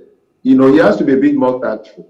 Sometimes he talks overboard. Even yesterday during his opening speech, his acceptance speech, the wife and every other person, they were feeling so uncomfortable with some of the things that he was saying and all that. If there's any way they could stop him, I would advise him to stick to whatever has been written down most times, because he goes overboard at times. So this requires tact. Now that he has won, he requires everyone along for him to actually succeed in 2023. So those who are advising him, those who are close to him should be able to advise him what to say and what not to say at this point, not to offend some of the persons, especially the sensibilities of some other regions like North and even the Southeast. It's very important. All right, but back to you, Ezekiel, to come. I did earlier ask you about the move down south for the APC as compared to the move to the north for the PDP, this time southwest versus northeast. Let's look at the personalities and the political clout of both candidates for the two major parties in the country. We're not saying by any stretch that this is going to be a two-horse race. That's for you, our analysts, to say, and Nigerians also to determine. But at this point, it's APC, PDP that are the two leading parties. Is Bola Tinubu the right candidate for the All Progressives Congress, looking at the clout that he possesses compared to the clout politically in the history and pedigree of Atiku Abubakar? He is one of the best carburetor mechanics. So for the APC, he is the best person they could pick. But I will say this, and it's important that we alert people. You know, there's a story you tell, a lie so often that it starts to sound like the truth. We need to understand, in informing Nigerians and their analysis, the current electoral act. In the past, usually we talk, you know, do all these election primaries, it gets into November, December, we go for Christmas. By the time you come in is January and February's election. So what you don't have is that time of engagement. In the current electoral act, you have 6 to 8 months of engagement. All this issue of fixation with the two big parties. Have you thought of Mr. Tinubu facing either, let me bring in a man that we talk about all the time, Peter Obi, or the new kids like Dumebi Kachiku for 8 months, engaging in intellectual discourse? Do you really see these people as being able to engage Nigerians for the next 6 months? We are going to do an analysis, the synthesis, the roadmap to Nigerians, blockchain technology, and the rest of them. Have we really sat down and thought about it? This fixation on, we had our primaries yesterday, and nobody's even talking about it. And these are people who are coming. I know we take topics and talk about them, but you see, the end of the topic is to inform Nigerians. I want you to tell Nigerians that these are going to be engaged by the intellectual and vibrancy of the likes of Peter Obi and Dumebi Kachiku for now. These are, not to talk of a man like Kwankwaso that I have so much respect for any day, anytime. A man who had sight. Let me say this very quickly, and then maybe my time may be up. The first is that whatever ideas you have, if you don't find a vehicle to be on the ballot, it is voicemail. So your first strategy is, how will I be on the ballot? When you are on the ballot, then you have 6 to 8 months of engagement. That is what Peter Obi did. He moved out and got on the ballot. That is what Kwankwaso did. He moved out and got on the ballot. That is what Mr. Kachiku is. He's been a PDP person all along. He moved out and got on the ballot. These are political strategists who understand that unless you're on the ballot, whatever ideas you have is voicemail. Now we're about to get ready for round 2, engagement of Nigerians. Look at the millions of youths that have always been on the social media because they had nothing to excite them. See what's happening. Peter Obi, I give him the credit, is starting to move them out. With that, get your PVC campaign. It's a strategic, movement. First is, oh, I get my PVC. Second is, oh, I like the ideas. I like what's being said. Third is getting to be part of the electionary process. These carburetor mechanics are not going to be worth our topic in the days to come. All right, we still have Monday Ubani. Monday Ubani, quickly, let's get to it now. As much as we would want to, stay with the current reality, but we can also take out the facts, what it is. And the question here would be, do you see a keenly contested elections between two fronts in 2023, especially at the time where you have, news brokering that you have the supposed thought force or other parties that should come up as thought force beginning to have some cracks at this point? I must tell you that I love Ezekiel's optimism and keen interest, in his analysis about what is going to play out. I wish that the Nigeria of his dream actually has emerged. I mean, where money does not play so much role in choice of our leadership. But I'm telling you this: the level of poverty has actually made everyone, most times slaves, even to these carburetor mechanics, because at the end of the day, what may likely, unless there is a radical spiritual change, what I mean radical, that's the entire, NSAS spirit now envelopes the Nigerian youth, both that of the North and South, and say, look, enough of the status quo, we are ready now for a change. Unless that NSAS spirit comes all over, again, I still see that Nigerians may have recourse to the carburetor mechanics, in the light of what happened at the primary level, in the APC. I had thought that the way they chaired the vice president, when he came to make his speech, the way he was accepted, the ovation would have actually translated into the electoral vote. But he didn't see it. Maybe those guys were not actually the delegates. The delegates were maybe silent and quiet and watching event. Of course, they already made up their mind. So if we don't have such spirit of those who cheer, having the electoral value in enthroning leadership, we may have to have a recourse again to the carburetor mechanics who will want to take over the running of Nigeria. But I just pray that Ezekiel's spirit and his analysis and his enthusiasm, and of course, his optimism, is what I share. I just want a new Nigeria. I don't care where anyone comes from. That is the reality. I don't care. I don't care. The person that can move Nigeria forward now is what I'm looking for. The person that can come and be on the saddles and then change the equation and make Nigeria to be one of the best countries in the world is what Obani is looking for, and what majority of the young ones in this country are looking for. We're not looking for those who will come and play politics, the normal politics of taking over Nigeria for their personal interests and for their friends and cronies. That is not the kind of Nigeria I look at. And if we continue in that mode, Nigeria will implode, Nigeria will explode, Nigeria will actually be destroyed. And we cannot afford to go back to Israel, to Egypt. So I hope that Ezekiel's analysis of a new Nigeria that is looking now for the injector mechanics, we're in injector age, that can really take over Nigeria and run Nigeria in the way Nigeria should be run, where it will be an inclusive governance, where everyone will participate in making Nigeria one of the greatest countries in the world. Just before Kofi comes in now, Monday Ubani, sometimes perception is more important than facts, if you look at it. That's right. And in this particular case now, the question is, do you see a contention? Do you see having other parties contending with this dominant ideology that a lot of Nigerians, including yourself and Ezekiel and Yaitok, are thinking that we can get off with? We can get it right. Especially, especially at a time where we're already beginning to hear that, there might just be some kind of trouble in this political party. We're talking about factions now, and we know how that sits. It doesn't sit well, with the political process, because it ends up in having court cases and litigations, and most times you probably might not have a candidate or a flag bearer.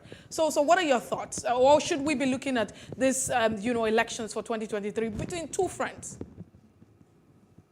Yes, it's a very complex question. As I said earlier, I am still a human being. I'm not God. I can't see future. But the one I'm seeing now is what I'm going to analyze. And the reality on ground is that Atiku is a major contender in this race. Bola Tinubu has just emerged.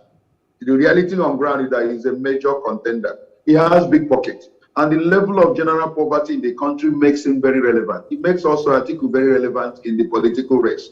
Now, in the issue of ideas, I think the man that everyone now is gravitating towards is Peter Obi. But how long are we going to sustain this is what is left in the domain for Nigerians. If we are going to sustain this issue of get your PVC, let us now change the status quo, and it will continue in education, in indoctrination, make sure that everyone is, indoctrinated, and make sure that people are carried along by mobilization, that Nigeria must change, and we need a new Nigeria. If we sustain this tempo for 8 months that is remaining, I can assure you there may be a shift. But if we continue with the old order of money politics, I tell you that Bola Tinubu has large pocket.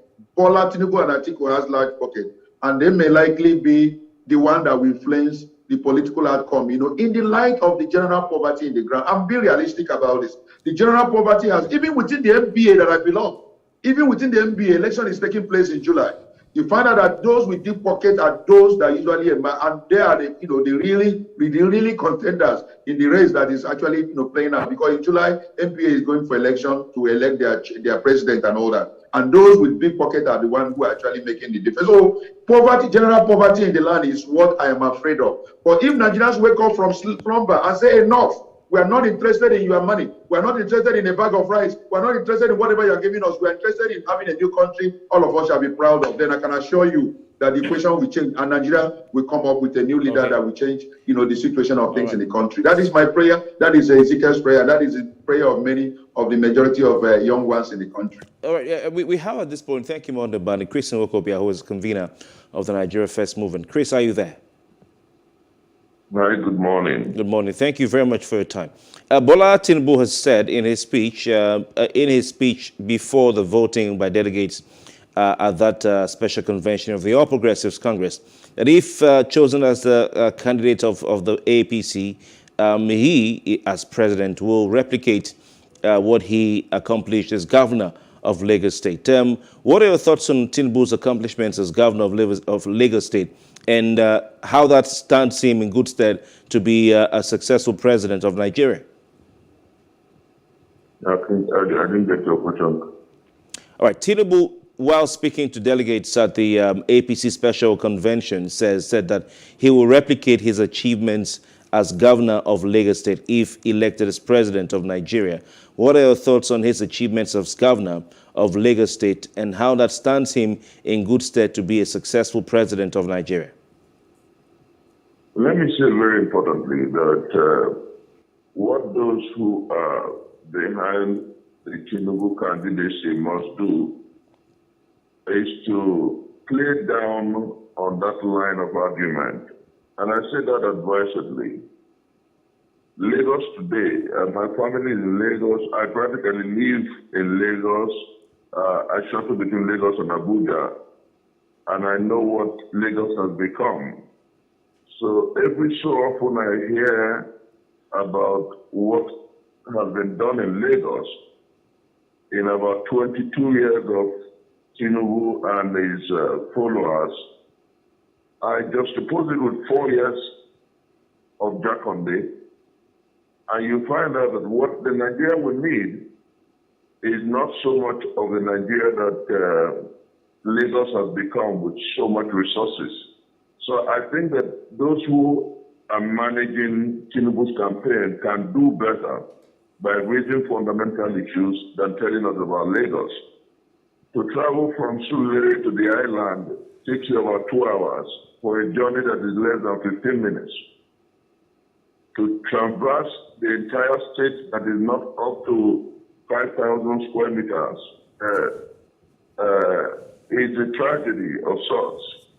So I think that the time has come for them to package a better campaign. But let me say this, that 2023 is going to be an interesting political journey and spectacle, because we have, for the two major political parties, two heavyweights, if you like.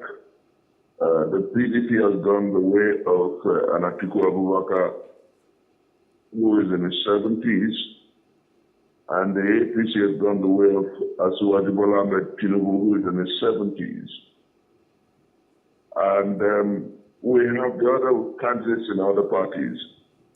I think that the challenge for the soul of our country has become increasingly deafening. And I believe that the time has come for the Nigerian people to interrogate the candidates effectively, efficiently, and effectually. And if you ask me, the media and indeed the people must begin to interrogate the issues, interrogate the manifestos, interrogate the candidates, and then we'll take it up from there. Okay. Let me bring this to you now. I mean, in the course of this conversation, we have Mondo Bani, who is also on this panel, and Ezekiel Nyaitok. But before you came in with your thoughts, he's talked about the level of general poverty in Nigeria, And the fact that you can't take that out, and that has really played, especially at the point where we have to choose flag bearers at different political levels. So, I mean, do you see, you say 2023 it's going to be very tangible and fantastic, but do you see the same money-back politics or money-induced kind of politics taking the center stage? Certainly, that's my fear. Your guests have demonstrated that reality without a provocation. If you ask yourself, how did the two major candidates emerge in the APC and indeed the PDP? It was a heavily dollarized process, a heavily monetized process. And so also will the presidential election be. There are two major deep pockets. And so they're very likely to monetize the process. But what is important here, like I said, is that the masses of people must begin to interrogate the candidates, and effectively so. We must ask questions. It's about our future and the future of our children. We must interrogate them effectively. We must interrogate them profusely. We must interrogate them profoundly and locate the best of the options, market the best of the options, and see if we can deliver to our people the best of the candidates and push them the best way we can. All right, I'll come back to you, Ezekiel. There have been concerns raised by some observers about the health of Bola Ahmed Tinubu. Do you think this should be an issue? Do you see this as an issue going forward? Should Nigerians be concerned? Nigerians should be concerned, very concerned. Under our watch, we lost the president, President Yar'Adua, late President Yar'Adua, his soul rest in peace. And we know how it put us in trouble in this country, and we had to come up with the doctrine of necessity. Almost immediately after him, we had President Goodluck Jonathan, who enjoyed good health. He was in office. And when he left, we came back to President Buhari, and we know how much time he spent outside the country. You know how we're distracted at a time that 24 hours is too short for us to get done what we need to do. We had the time reduced to 12 hours. It doesn't take rocket science for you to know that it's going to get worse. Now, things have gone worse than they were in the time of President Buhari, or like they are now. We are moving into a new dispensation. Lord have mercy. We need somebody who hits the road running from day one. Who, if you have a race track where maybe a relay race and the last runner has slowed down, you want the next runner to not only catch up but move on. So you need somebody who is going to not do the normal race, but is going to do an extra race so that he can catch up before he can think of winning. At a time like this, you need somebody that is going to be like firing from all cylinders. And we don't have that luxury of, is he well? Is he not well? Please, have we no option? All right. Let me end this note because it's very important to me. It is that if we keep doing boxing and the competition is boxing, a time comes.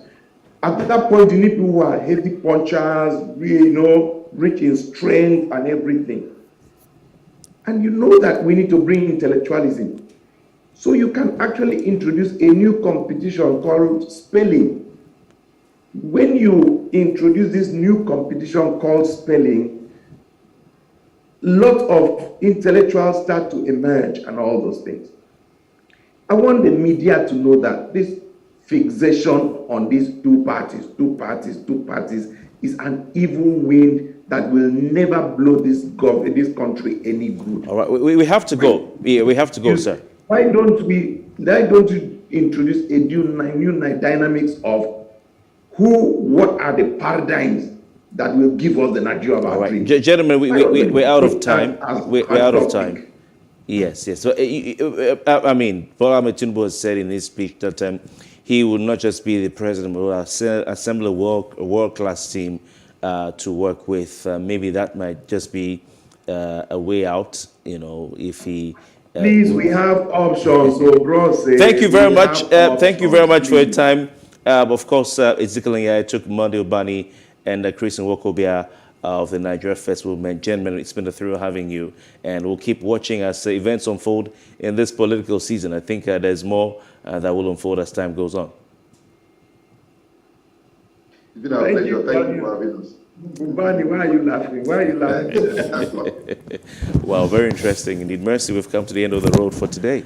Yes, yeah? So, I was hoping that we had more time, but maybe we should begin to consider the issue of independent candidacy. It would be a conversation for another day here. That's the sign. It still won't change anything. You still will have to go through people to get to people. I mean, so you have a point where, for instance, if you throw yourself at a certain political party because you know a certain political party will not absorb you into the system for whatever reason, and then you begin to have all of these issues. We understand that people would be there, but if you have a general acceptance, because at the independent candidacy, you don't need to begin to say you want to have structures at different parts. You just need to have general acceptance, and that might be the case, but that's the size of our conversation this morning on The Breakfast. If you missed out on any part of it, it's all right to follow us on Facebook, Twitter, Instagram, and do subscribe to our YouTube channel at Plus TV Africa and Plus TV Africa Lifestyle.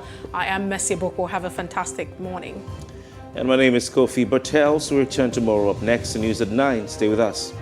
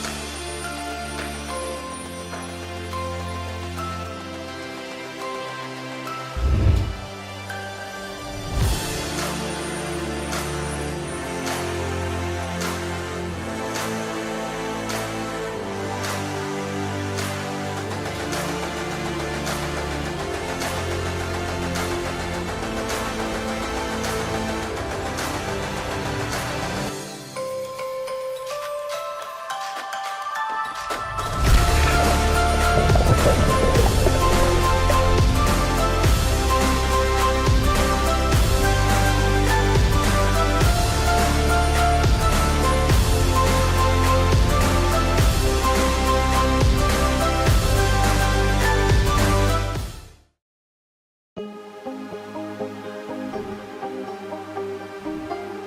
it for upcoming artists to blow in Nigeria?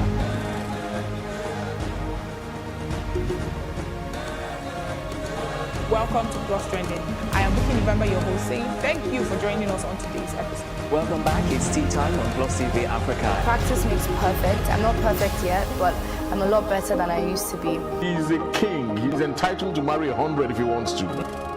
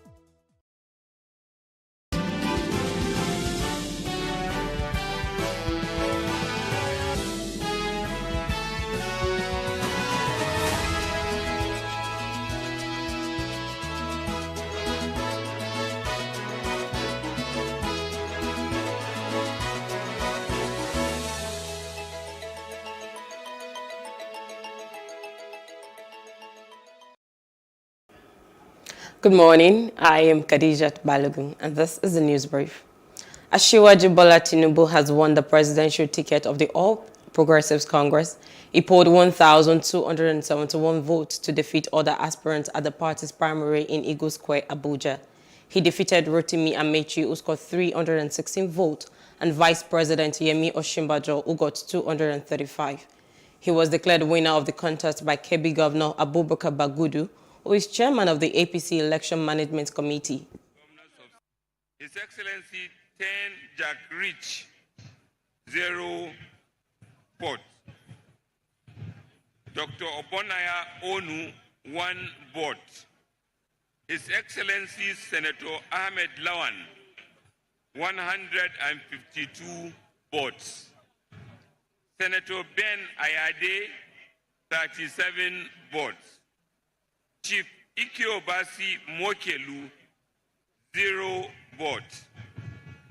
This is to certify that Asiwaju Bola Ahmed Tinubu, having scored the highest number of votes cast, and by the power conferred on me as the returning officer of this special presidential primary convention, I, Senator Abubakar Atiku Bagudu, do hereby declare Asiwaju Bola Ahmed Tinubu as the presidential candidate of our party in the forthcoming 2023 presidential election.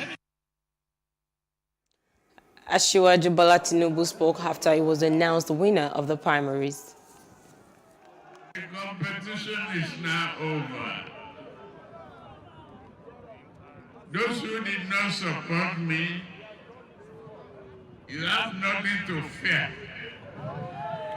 I hold no grudges and grievances. Let us each agree to join hands in defending the PDP and defeating PDP and beat back their retrogressive understanding of Nigeria. Consolidation and the sustainability of democracy has come to stay because of what we have just saw in Eagle Square. And we believe that Asiwaju Bola Ahmed Tinubu is a grandfather in politics and in our contemporary politics. And he has done marvelously well for APC right from its inception. So this is time for him to be rewarded. And I'm really so excited for him to become the flag bearer of APC, because victory is assured by him. My hope is God will give him perfect health, which he has already. He will give him long life. He will make him the wisdom, the knowledge, the understanding he needs to carry the country out of this mess. The presidential flag bearer of the PDP, Atiku Abubakar, has praised Bola Tinubu for securing the APC presidential ticket. Atiku took to his Twitter handle to send out a congratulatory message to Tinubu and praised his tenacity. Meanwhile, Atiku Abubakar has met with governors of the PDP in Abuja. This is coming shortly after the emergence of Bola Tinubu as the presidential candidate of the APC in the 2023 general elections. The meeting at the Legacy House in Abuja was held behind closed doors. It was the first time Abubakar would be meeting with the PDP Governors Forum after the party's presidential primary. Although details of the meeting are still unknown, it is speculated to be part of a series of moves by the party to mend fences with all aggrieved members of the party and also strategize ahead of the 2023 elections. Reactions are beginning to show the emergence of Asiwaju Bola Tinubu as the APC presidential candidate. The Ogun State PDP flag bearer Oladipupo Adebutu says Asiwaju Tinubu is not a threat whatsoever. Why should that be a burden to us? It is not a burden to us. This is national politics. And after a while, those results will come and those results will go. Recall that there was drama in the Ogun State PDP governorship primary election between the faction of Oladipupo Adebutu and Segun Shoumi, as two parallel primaries were held at different locations in the state on 26th of May 2022. At a press briefing inside the local airport of the Murtala Mohammed Airport 2, Ikeja, Lagos, one of the candidates who claimed victory in the polls, Oladipupo Adebutu, cleared the air. He dismissed claims that there is no crisis in the party in Ogun State. God willing, I think now that the matter is fully certified, if I can say that. I guess from all intents and purposes, we should be able to move forward like one united family. But we will take it as it goes. We thank God that for the first time in about 10 years, the PDP family has been able to conduct one primary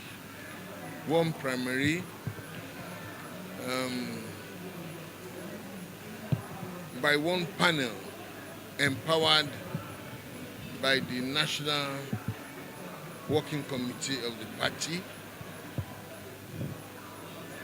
all forms deriving from the national body, and that panel has conducted one primary. Everybody has an option to express an opinion, and it is only within his rights to express such opinion. The sky is blue. Anybody can express an opinion, but we are certain that all is well within the law in PDP. As it stands now, we have an incumbent. Prince Adewale Adebayo has emerged the Social Democratic Party's candidate for the 2023 presidential election. Adebayo scored 1,526 votes at the party's national convention in Abuja to emerge as the party's standard bearer, defeating the only co-contestant, Khadija Lamidi, who polled 83 votes. In his acceptance speech, 54-year-old Adebayo, a lawyer and founder of Kaftan Television, said that with his emergence, it was the turn of Nigerian masses to take over power in 2023. Governor Hamadu Fintiri of Adamawa State has imposed curfew in part of Lamudi and Guyuk local government areas following renewed communal clashes. Fintiri, in a statement issued in Yola by his press secretary, Umwashi Wonosuko, said the curfew will last between 5 p.m. and 6 a.m. until it is reviewed. He said that government was concerned about the persisting tensions and reported attempts by some people to take the laws into their hands by attacking individuals and private facilities, as well as public properties. Theresa Obu took 2 of her 5 sons to celebrate Pentecost at a church in the Nigerian town Owo. Only the boys returned. Details in this report. 13-year-old Victor and his brother escaped after gunmen opened fire during Mass.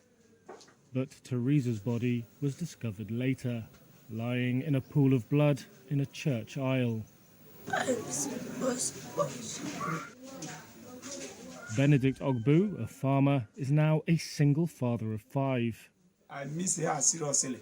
It's just like somebody have 2 hands and they cut one hand. Something that the 2 hand is now carry. You try to carry, to use one hand to carry it. In fact, it's very heavy now if I think of it. The motive behind the attack on the St. Francis Catholic Church is as yet unexplained. The identities of the assailants not revealed. Officials say 22 people were killed and 50 injured. How it take happen. But those figures don't include all the victims, like a husband trying to hold his family together or children left without a mother.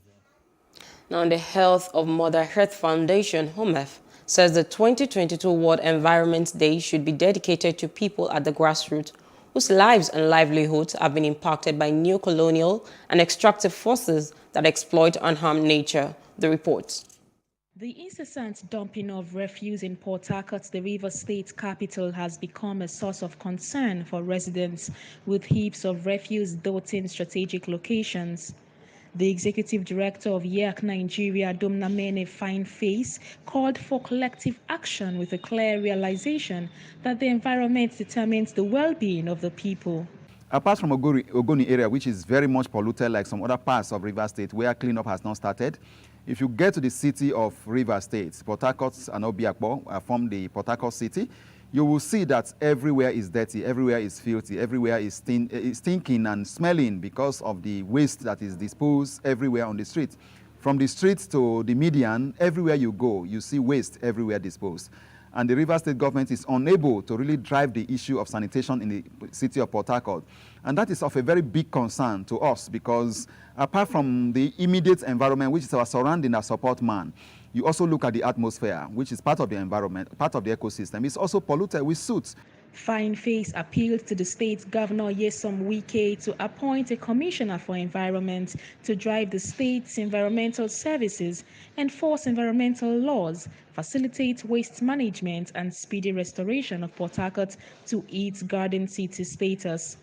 Some residents also urged the state government to partner with youths to tackle the incessant dumping of refuse across the state, thereby creating employment opportunities. Rivers State government needs to sit up to be able to achieve the garden city status for which Rivers State and Port Harcourt is known. And that the governor will need to do by reappointing a commissioner for environment that he sacked over a year ago. The state government should also put together the Rivers State Waste Management Agency by appointing a new administrator.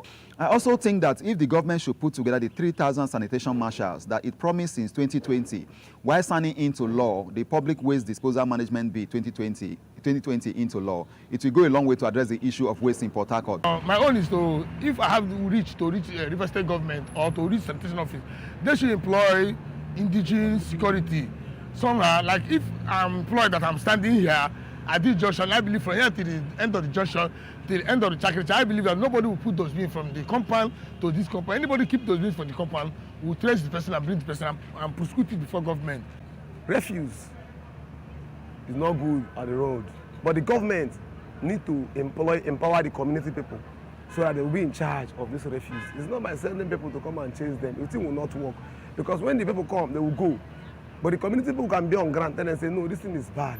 The environmentalists appeal to residents of the state to keep their environment clean, to be able to enjoy good health and a healthier atmosphere, especially in this era of COVID-19 and monkeypox, among other diseases associated with a dirty environment.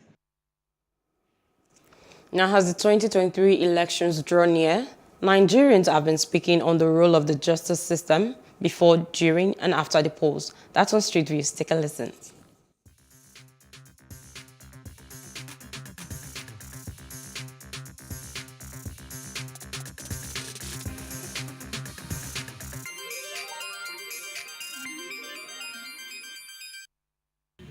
The Electoral Act, once passed, becomes the law. And the duty of the court is to interpret the law the way it is, irrespective of who the interpretation will go against or not. Now, coming to 2023 election, you know, before any election, the judiciary has a duty to put in election petition in place based on the Electoral Act. And when that is in place, the judiciary will be ready to take any case because the election petition will have been in place because it's special courts. The judiciary really doesn't have any preparation to make with respect to election. The judiciary is supposed to be a continuous process, and the only role of the judiciary is to interpret laws. So whatever laws become current or becomes extant, that is what the judiciary will do. The judiciary doesn't have to have a new preparation. They're supposed to be constant at every time. So the judiciary is good to go with respect to the 2023 elections. The judiciary this time around should look beyond the technical justice and do substantial justice. You know, because it's on record that there was a time when a matter was called at the Supreme Court, and then the Supreme Court, in its wisdom, left number 1 and went for number 4. It would be against common sense to leave the person that scored second highest vote, the third highest vote, to go and pick the 4th highest vote. So it's what we call technical justice. So we're hoping and trusting that the judiciary this time around would look at substantial justice to ensure that politicians don't use the courtroom and the instruments of the law to achieve a selfish gain. The only thing judiciary ought to do at this stage is to be very, very careful, because the politicians are at their game now. This is the time for frivolous application. This is the time for expert application. They'll come through the back to get any relief to stop the election or to stop the process. So the judiciary should be watchful to shun all expert applications. What the judiciary can do, they can what they call accelerated hearing. You know, they can accelerate hearing, but let the other party be aware.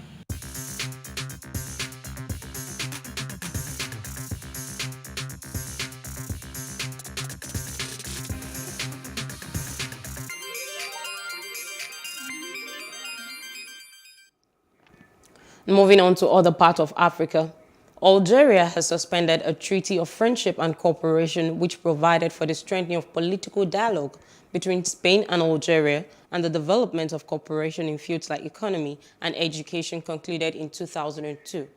The announcement was made at the end of a meeting of the Algerian High Security Council chaired by President Tebboune. Spain regretted Algiers' decision, adding it considers Algeria a friend and remained open to develop the special relationship of cooperation between the two countries. And outside Africa, the United States House has passed a gun control bill that would raise the minimum age to 21 from 18 on purchases of certain firearms and toughen prohibitions on untraceable guns following a shooting in Uvalde, Texas on May the 24th, when an 18-year-old shooter killed 19 pupils and 2 teachers at school. The bill, which passed 223 to 204, is highly unlikely to pass the Senate, where it would require the vote of 10 Republicans, as Senate Majority Leader Chuck Schumer has opted to give more time for the bipartisan negotiations. The Senate negotiations, led by Democrat Chris Murphy and Republican John Cornyn, are also including measures such as upgrades to school security, strengthening mental health services, and doing more to keep guns out of the hands of people who are legally barred from owning them, such as felons. So to those who are a moment of silence is good enough, because you don't have the courage to take a vote to protect the children, I would say your political survival is totally insignificant to the survival of compared to the survival of our children. I urge my colleagues on both sides of the aisle to come together with strong aye vote on all of the provisions in the bill for the final package. The Speaker started by saying this bill is about protecting our kids. That is important, sure is. That's what she said. Protecting our kids is important. Yes, it is, but this bill doesn't do it. What this bill does is take away Second Amendment rights, God-given rights, protected by our Constitution, from law-abiding American citizens. That's what this legislation does, and that's why we should oppose it. Pursuant to Section 3S of House Resolution 8, the yeas and nays are ordered. Members will record their votes by electronic device. This will be a 5-minute vote. On this vote, the yeas are 223, the nays are 204. The bill is passed.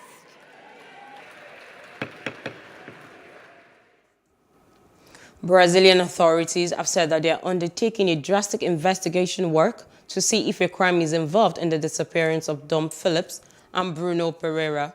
Growing voices are demanding Brazilian President Jair Bolsonaro's government step up the search for a British journalist and an indigenous expert in the Amazon jungle, as analysts stand out its lack of pro-environment policies. Witnesses said they last saw Dom Phillips, a freelancer who has written for The Guardian, The Washington Post, and other publications, on Sunday, along with Bruno Pereira, a former senior official with the Federal Indigenous Agency, FUNAI. And in business news, Director General of the United Nations Food and Agriculture Organization, Koo Dong-Yu, has urged countries not to slap restrictions on the export of foodstuffs that are in such short supply elsewhere.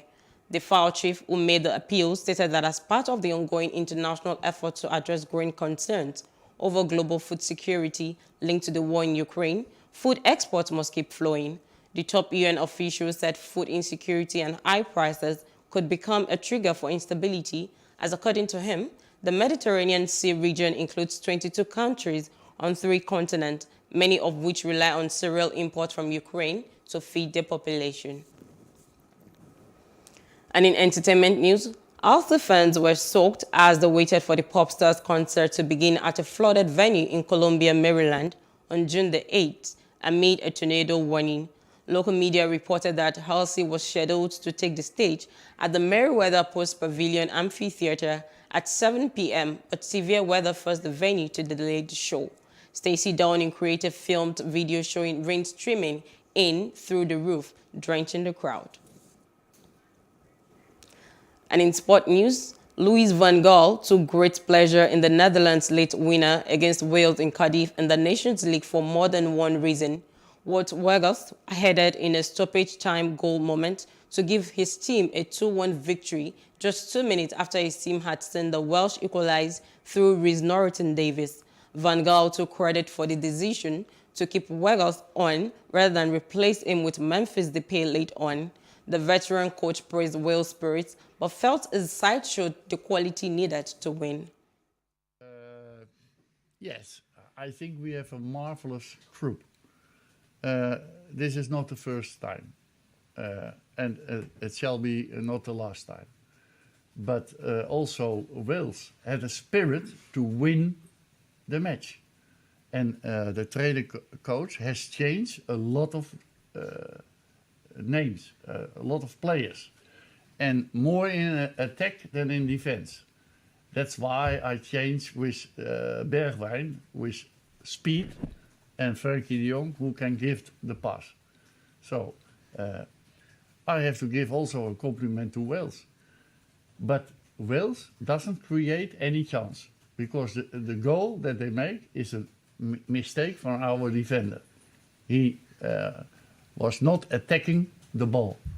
You have to attack always the ball. But his header was fantastic. And that's the news brief. For more stories, please follow us on our Facebook, Twitter, and Instagram. And do subscribe to our YouTube channel at Plus TV Africa and Plus TV Africa Lifestyle. I am Khadijat Balogun. Many thanks for watching.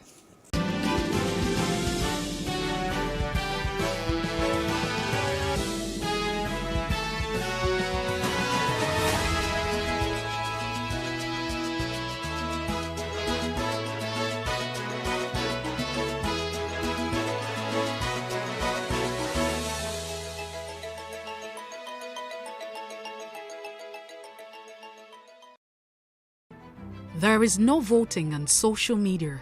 To vote, you would require a permanent voter's card. To get your PVC, visit cvr.inecnigeria.org. Create your account with a valid email address and start the registration process. An activation link will be sent to you. Click on the link and activate your account. Fill out the form, pick and submit a convenient date and time for your biometrics. Print the application slip, which should have your QR code. On the appointed date, go to the nearest INEC office for your biometric capturing. Thereafter, you will get a registration slip to pick your permanent voter's card when ready. Get your PVC today. This message is from Plus TV Africa.